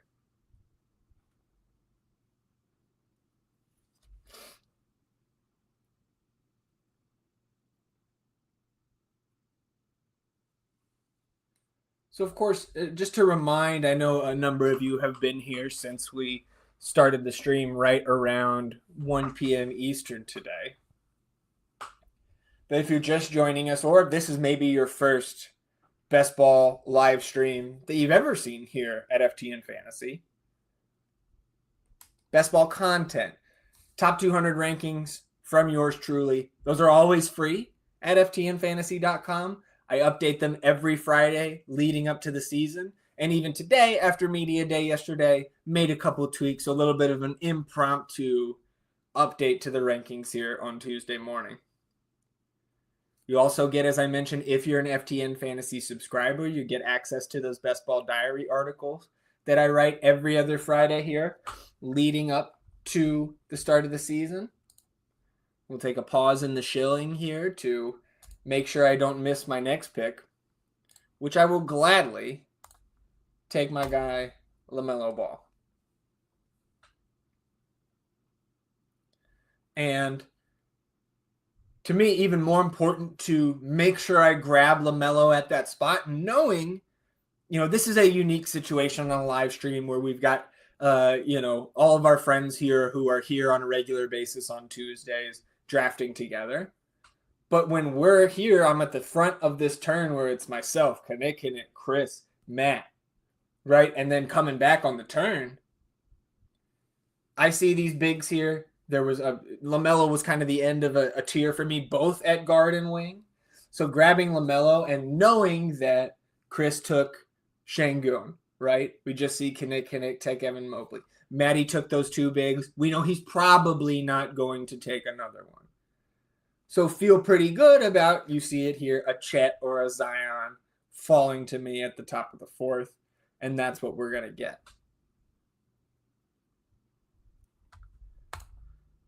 So I'm going to go, we went Chet last time. Skinny Zion time? Skinny Zion time. We'll take Zion here. We'll change it up a little bit from the first draft.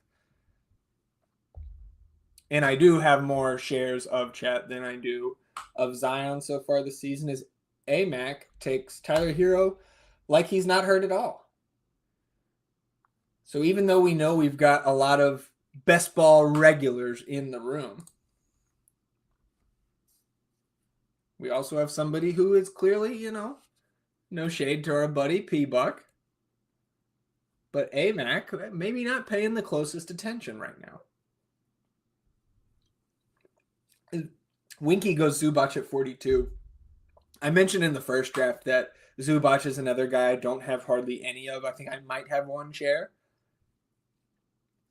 I do not see the same upside for Zubac this year as we saw a little bit in the preseason last year. Again, I would give credit to Chris. Chris, that was one of the guys that he was very heavy on, and I was I think still drafting above ADP last year, if I recall correctly, but not as heavy. I was not leading the charge on Zubac, excuse me.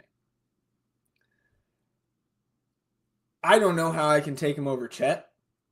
The upside of Zubac is not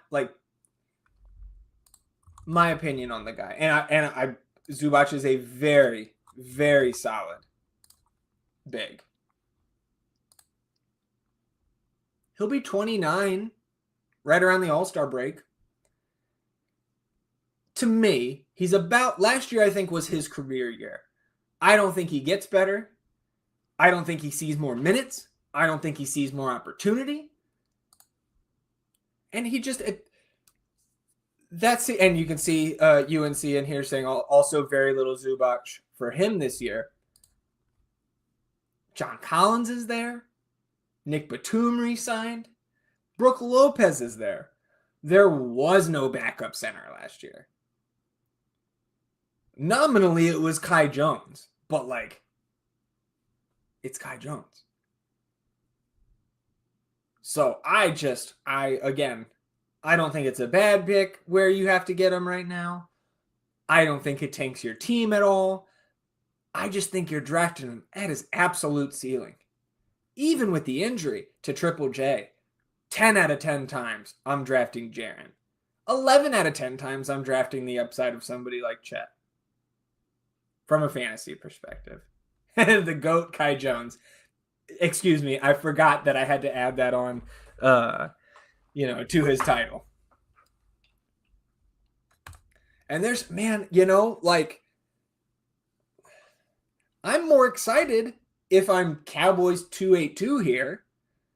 Maybe not because of the Cowboys fandom, but because you just got a Wemby Embiid team with Harden, Maxey, and DeRozan. Maybe you don't want to pair Embiid with Maxey, but I'm perfectly fine taking the shot on Joel Embiid in round 5 here. And again, I think this works out pretty well here for your boys, Lauri Markkanen, who just had a massive Eurobasket. We'll take Lauri as the second wing here on the team.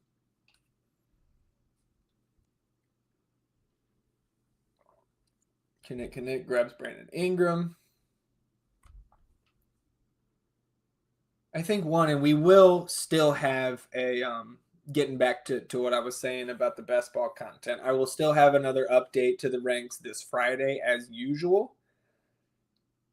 I think Josh Hart probably somebody that I'm going to have to bring down a couple spots because I'm just not, even where I have him ranked, which is technically still above, not technically, it is above ADP still. I'm not getting a ton of that. And I do have, I would pick McCall Bridges right now every single time over Josh Hart, given the developments, or at least our perception of the pictures and the rhetoric coming out of Knicks camp. So Maddie grabs Kawhi there, and I think, I know obviously the last 2 weeks we've had plenty of Kawhi / aspiration discussions, but the way you're building this team with those 2 early bigs, I think that makes a ton of sense where you just grabbed him, Maddie, especially because he's not going to come back around. Somebody will auto draft him by the time you guys get back on the clock here. So I do not hate that at all.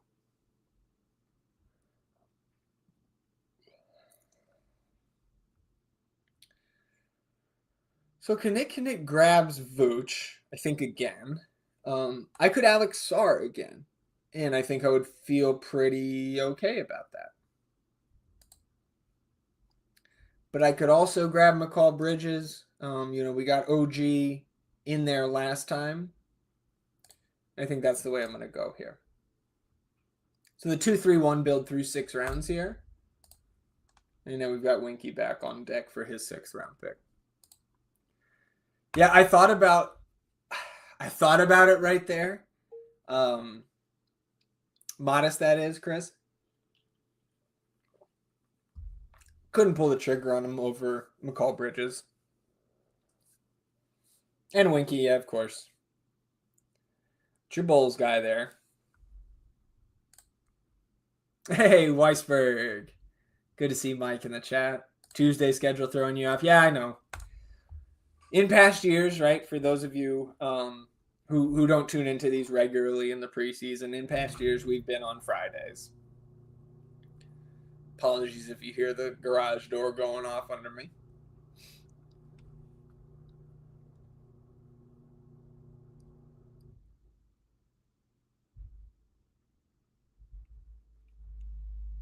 Weisberg says, I ain't even drafting the last 2 hours, but did you see the fee comments? No, but I saw.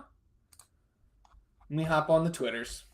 I did see the notifications coming in. Her and Derek Hamby going at it. Thank you for your bravery. Okay, this is a 4-minute video. Okay, exit interviews. We have the best league in the world, best fans in the world, but we have the worst leadership in the world. Collier said, Kathy Engelbert told her only losers complain about the refs. Collier said Engelbert told her that Caitlin Clark should be grateful for the WNBA because the league is responsible for her sponsorship deals. Collier said she tore a couple ligaments in her ankle in Game 3. We go to battle every day to protect a shield for a league that doesn't value us.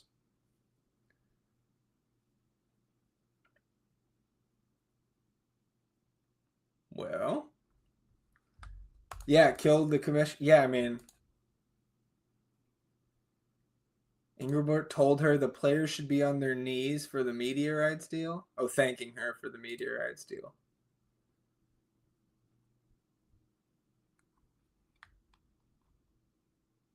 I mean, that, and for what it's worth, 2 hours ago, WNBA announced agreement to broadcast at least 50 games annually on USA Network starting next season. Okay, well, after we end the stream, I will for sure be listening to that 4-minute clip of Fee talking at her exit interview today. Okay, so Hamby. Right, change that. That is when you first came in and like I was seeing the Hamby response to Collier's comments notifications coming in. I thought we were getting some bickering back and forth between the players, but this is a Hamby tweet that is absolutely like sincerely thanking Collier for speaking out. And I almost got on the clock and auto drafted, but we avoided that disaster. This would be a pretty easy Cam Thomas for me here. And you see Winky, Ace Bailey at 79. So Winky clearly in agreement on what we were saying about Ace Bailey earlier.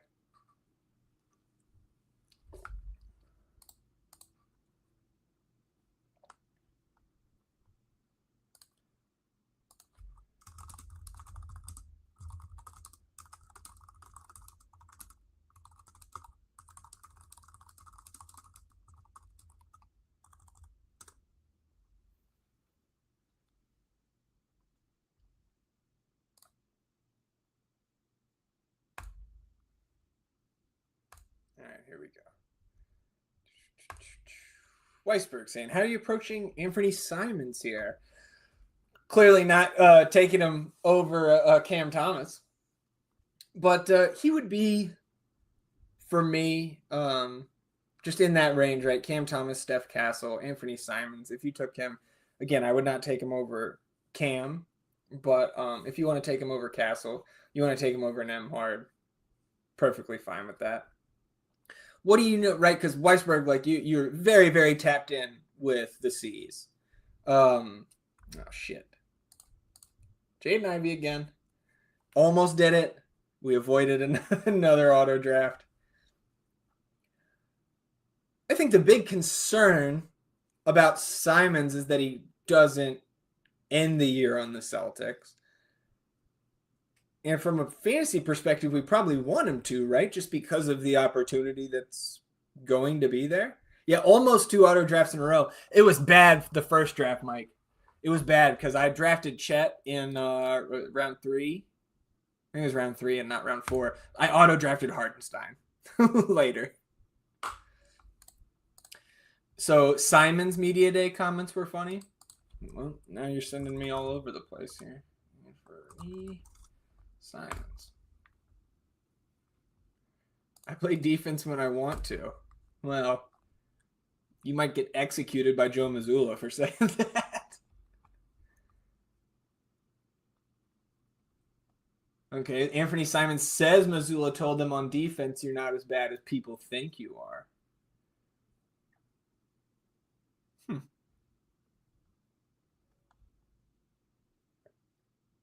I'm pretty excited about being pushed to a new level. We'll see how Anthony is feeling when after Joe Mazzulla's telling him to taste the opponent's blood off the floor or whatever, but I hope it works out for him. Right, like I guess what the most recent Anthony Simons thought that was going around in my noggin was Houston trade after the Van Vliet. Actual quote, it's just a matter of if I want to do it or not. It's really that simple. That's not Mike Porter Jr. levels of just stupidity, but not something you want to be saying, probably. I agree.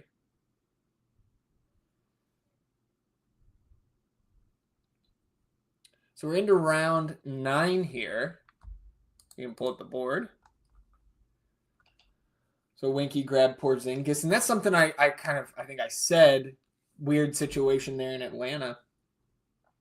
Winky takes Porzingis before Okongwu.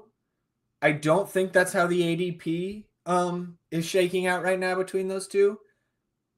But I'm more excited to get Porzingis on my team than Okongwu, I think, right now. Whatever was going on at the end, with his mystery illness last year with Tengus Pengus, like, he was healthy in Eurobasket a month ago. He looked pretty good.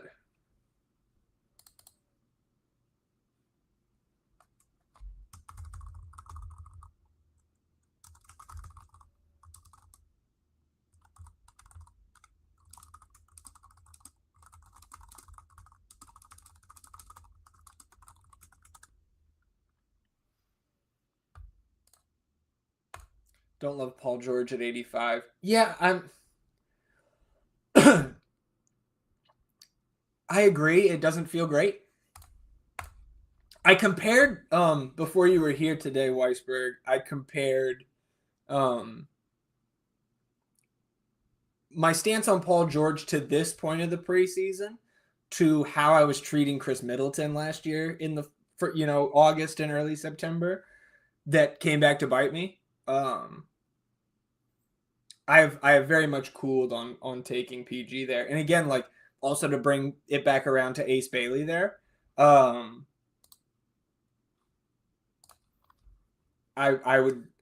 just been grabbing Ace in that spot if I'm looking for a wing or reaching on Bobby Portis. Yeah, well, okay, at least fuck. Now Jakob Pertl here arguing about Paul George and Chris Middleton. Oh boy. Exactly what I was saying. Ace firing Sharif's dad was a huge indicator to me of a positive direction for the kid.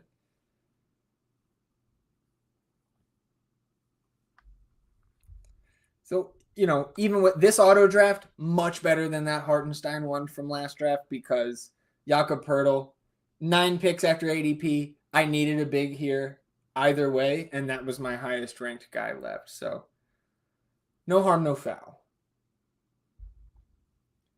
We'll see if who I'm targeting with my next pick makes it through the gauntlet of these next 3 guys that are in this. Kyrie, Trey Johnson. Trey Johnson at 110 might be the highest I've seen him go. But he's not coming back to you, so I like that pick. I have Norman Powell ranked slightly higher, but I'm a little bit more excited about Cam Whitmore here. And as my 4th wing, we'll get that Washington share in there. Hey, there's Winky. There's here, let me pull up. Look, we were talking about you just a second ago. Here's Chris saying, enjoy modest, Winky. That's high for Trey. Yeah, so I think with that Trey Johnson pick, right, like, it's just needed a guard, UNC. Let's go back to the board here. Needed a guard. Trey's not coming back to you. He's not lasting to 131. He's not getting past me, and he's not going to make it to me anyways. So I don't hate, sometimes you got to go get your guys. The first time he's ever let, dude, it's crazy. He always gets them from me. I want to say like twice in the last 2 years, and we do a lot of drafts together, Chris. Yeah, very high on Trey. Getting soft. So this is what, I know you were in the chat at the very beginning today, Chris, but give us the update. I think you were 32 drafts out from the finish line last time. How'd you do? You've been reeling them off. How'd you do over the last week? Modest version for you is Trey Murphy, Weisberg.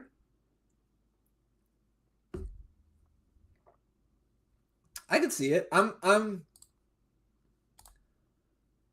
don't think I have an interesting take one way or the other on Trey Murphy on much later in the draft, but like Herb Jones, like I'm a little indifferent on those Pelicans wings. Like I'm very, there you go, Stevie Ball game in the one slot, taking Dylan Harper where he should go, 121, right around there. There you go. For Winky and Weisberg for earlier, I opened the stream giving a case for Dylan Harper to be drafted 25 spots over where he is right now. And I still believe that, of course. 45% Trey Murphy. Well, you're doing fewer drafts than some of us, right, Weisberg? I mean, that's still a number. But that's where I'm still like right around 48, 49% of Jarris, trying to get my Jarris Walker exposure to a reasonable level.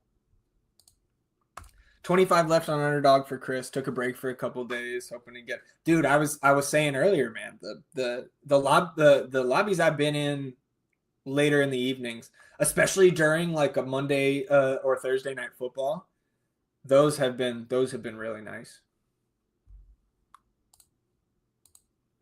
Yeah, end up around 40. I remember you saying that last week, Mike. I'm getting to, last year was the first year I didn't get to 150 since the pandemic, since they started offering best ball, I think, on Underdog. So this year we're completing the mission for sure.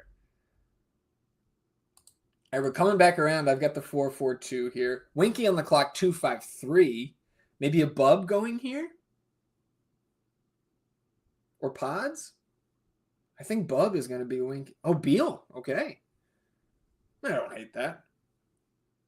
Not at all.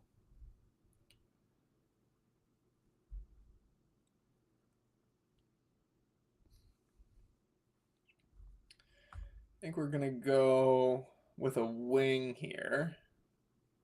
Couple options I like. Tari, Khan. Those are probably my top two if we were going guard. Obviously looking at Pods, looking at Bub for another Washington piece. I'm going to go Tari here.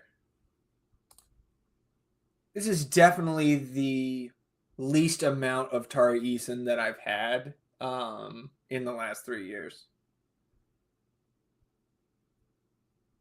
For good reason, right? You bring KD in there, you re-sign Jabari. I think Tari's still waiting for an extension, right? If I'm not mistaken. So here we are in the tough turn. 11-12. Connect goes Pods. UNC goes Khan. I knew it was going to be one of those two for you and me, right? With Khan and Tari. Chris. Maddie 442, right? And again, reminder, Maddie here drafting out of the 12 spot took Sabonis and Anthony Davis to get a little weird early. So we're doing that two big build here. Bub Carrington, Bilal Coulibaly. You get double Washington exposure there. I think that should feel pretty good.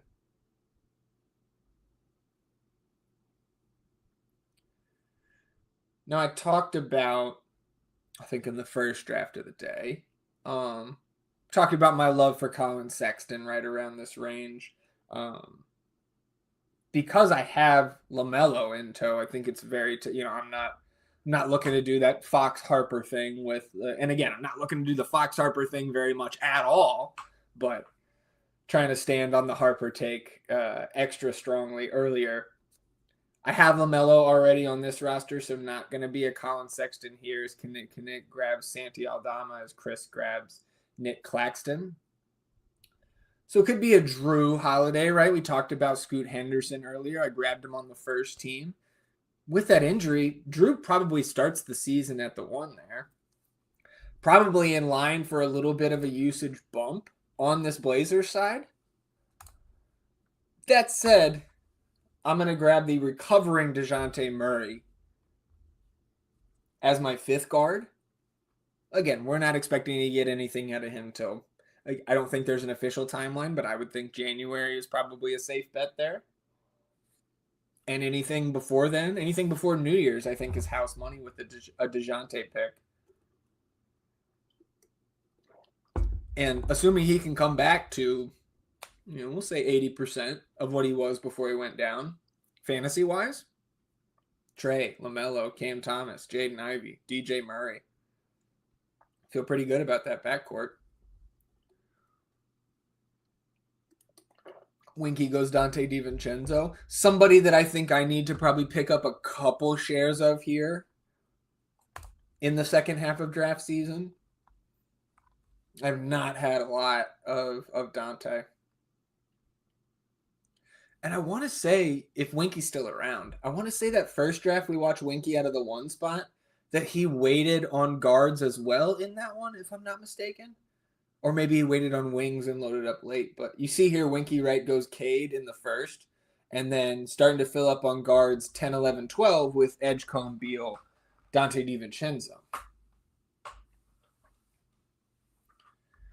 All right, we get back to the chat here. Chris said, late nights or Sundays if the lobbies fill, been the best lobbies for me lately. Yeah, it makes sense, right? While people are watching football, maybe they hop in a draft.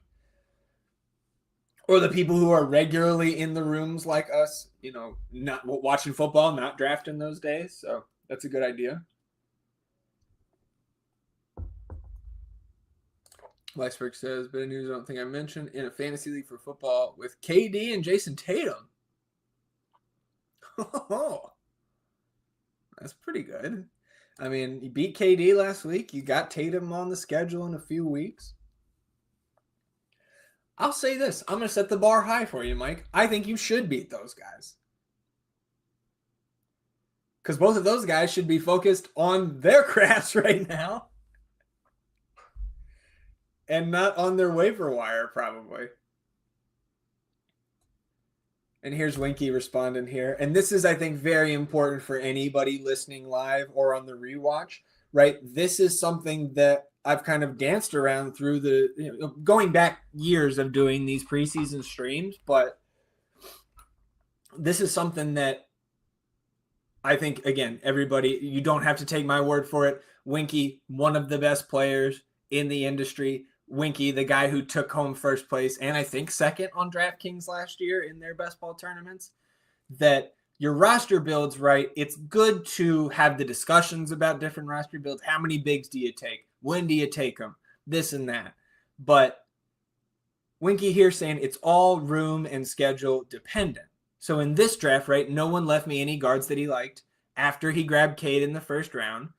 So he's just right. It's a little bit of that kind of tier-based drafting or value-based drafting, right, that we talk about all the time on the football side, and it applies to your NBA best ball drafts too. So I appreciate that, Winky. And again, it's really good to see you in here, buddy. Weisberg, going back to this is bigwig fantasy league that you're in, dude. Said Durant drafted well, but the team has not been good. Tatum's draft was okay, but he's been active and undefeated through 4 weeks. Okay. Yeah, see, and I think that's why I remember it as well, not just because, Winky's our buddy here, but yeah, UNC coming in third. And you say hashtag pain there as I'm on deck here, so we won't auto draft right now, but it wasn't that painful. You took, your price was pretty good there in third, I think.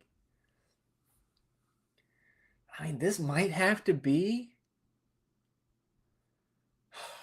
There's still bigs that I'm fine with. Herb Jones, not exciting to me. All right, we're gonna go off the ranks here. Even though I'm not sure any of you guys would have taken Filipowski on this turn with Kinnick already having 3 bigs, UNC having 3 bigs.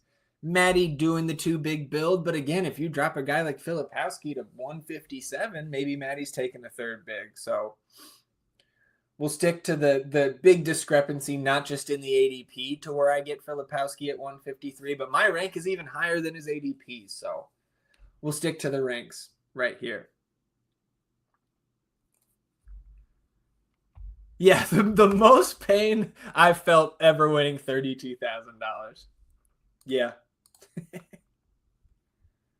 Yeah. I mean, it's that, you play those big tournaments in DFS or best ball long enough, you're going to have one of those, right? Where it's like, oh, yeah, I won $10,000 tonight, but if so-and-so hit that shot at the buzzer, it would have been 50 or sometimes even more. Stupid game sometimes. So this is a big run of guards here, so potentially would have gotten Filipowski on the flip side of this 13-14 turn, though. But somebody I got in the last draft, and again, like I mentioned, trying to build up some more ownership to that Celtics front court. So Chris Boucher at pick 160. Right, because I think the biggest danger to your Boucher, your Keita, maybe your Luka Garza round 16 shares is the potential for movement in the trade market with the Celtics team. Simons goes to Houston, let's say. Maybe there's another front court player coming back in that deal. Right? Just enough to muck up the minutes for the Boston front court where none of these guys ever score or rarely score for your team.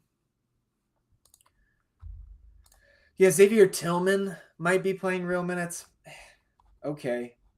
Not super exciting from a fantasy perspective for me. You say something before yesterday you wouldn't have said. So that's more of a media day tidbit for you there coming out of Boston.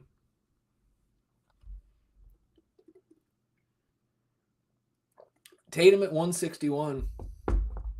You haven't changed your perspective that Tatum's not playing this year, have you, Weisberg?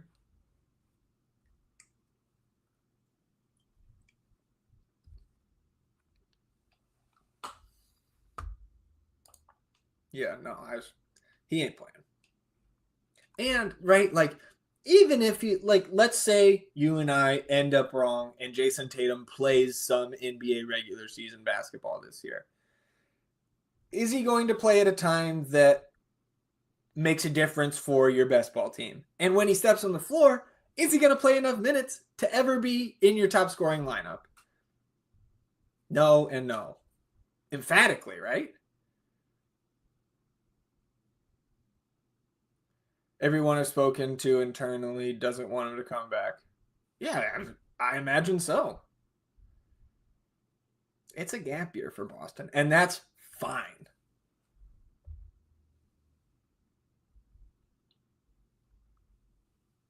And like going back to the Houston trade rumors, I know it would cost much more and for good reason. But if I'm Houston, I'm saying, what does it take to get D White? Not Anthony Simons. Can you imagine Derek White on that Houston team? I don't want to. My Spurs roots would make me throw up in my mouth a little bit, but that would be a hell of an addition to that Houston roster with the absence of Fred now. Chris Middleton off the board. The Zac Graham Memorial pick there. At pick 170. You could see some classic Middleton box scores every couple weeks at the beginning of the season here. But not somebody I'm drafting this year.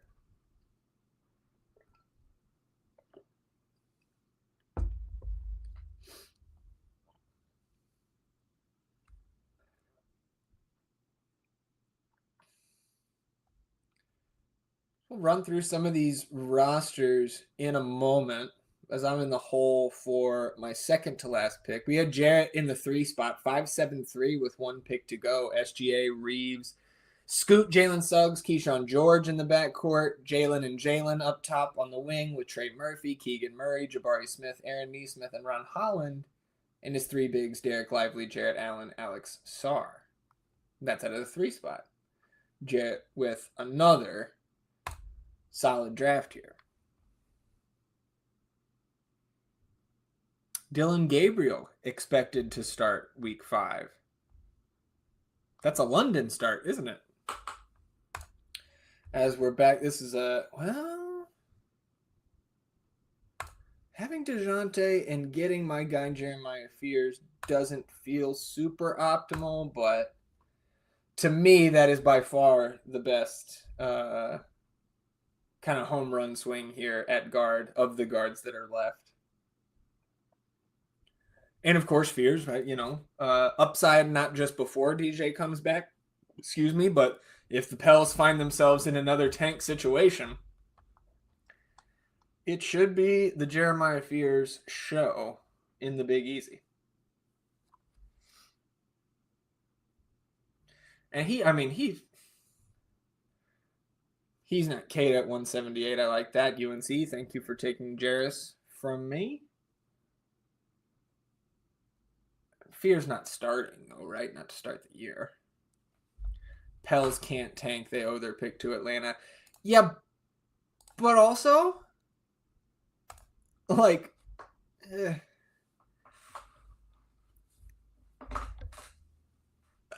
probably going to be in a situation where they're just like, it's hopeless there.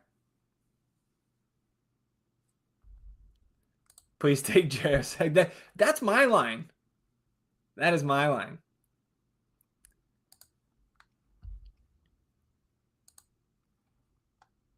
Let's see what we've got here at the bottom. Probably want to... I'm definitely sticking with those 3 bigs. You got to cross your fingers that the Pels are better than I think they are. And Zion, a big part of that is Zion staying healthy and skinny Zion actually being somebody who can play 60-plus games and get back to what we thought he was going to be, or some semblance of that. We'll close it out with Cole Anthony here. We took a Buffkin share last time. If things go sideways in Milwaukee, Cole Anthony, still a good fantasy producer and needed a change of scenery.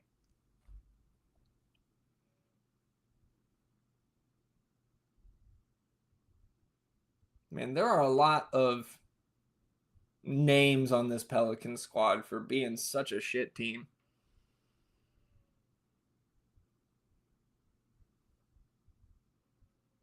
Another guy who's going underdrafted. Like, you can get Derek Queen for free in these drafts.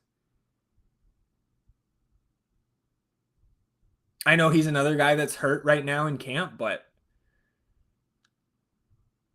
Winky brought up the Atlanta pick that they should not have traded, right? That was too expensive, but you don't go get that guy with his skill set and not play him when he's healthy, right? I don't think he starts over Macy right away, but he's going to be in the mix there. And you talk about fantasy upside with a rookie big that you can grab in the last round, Derek Queen.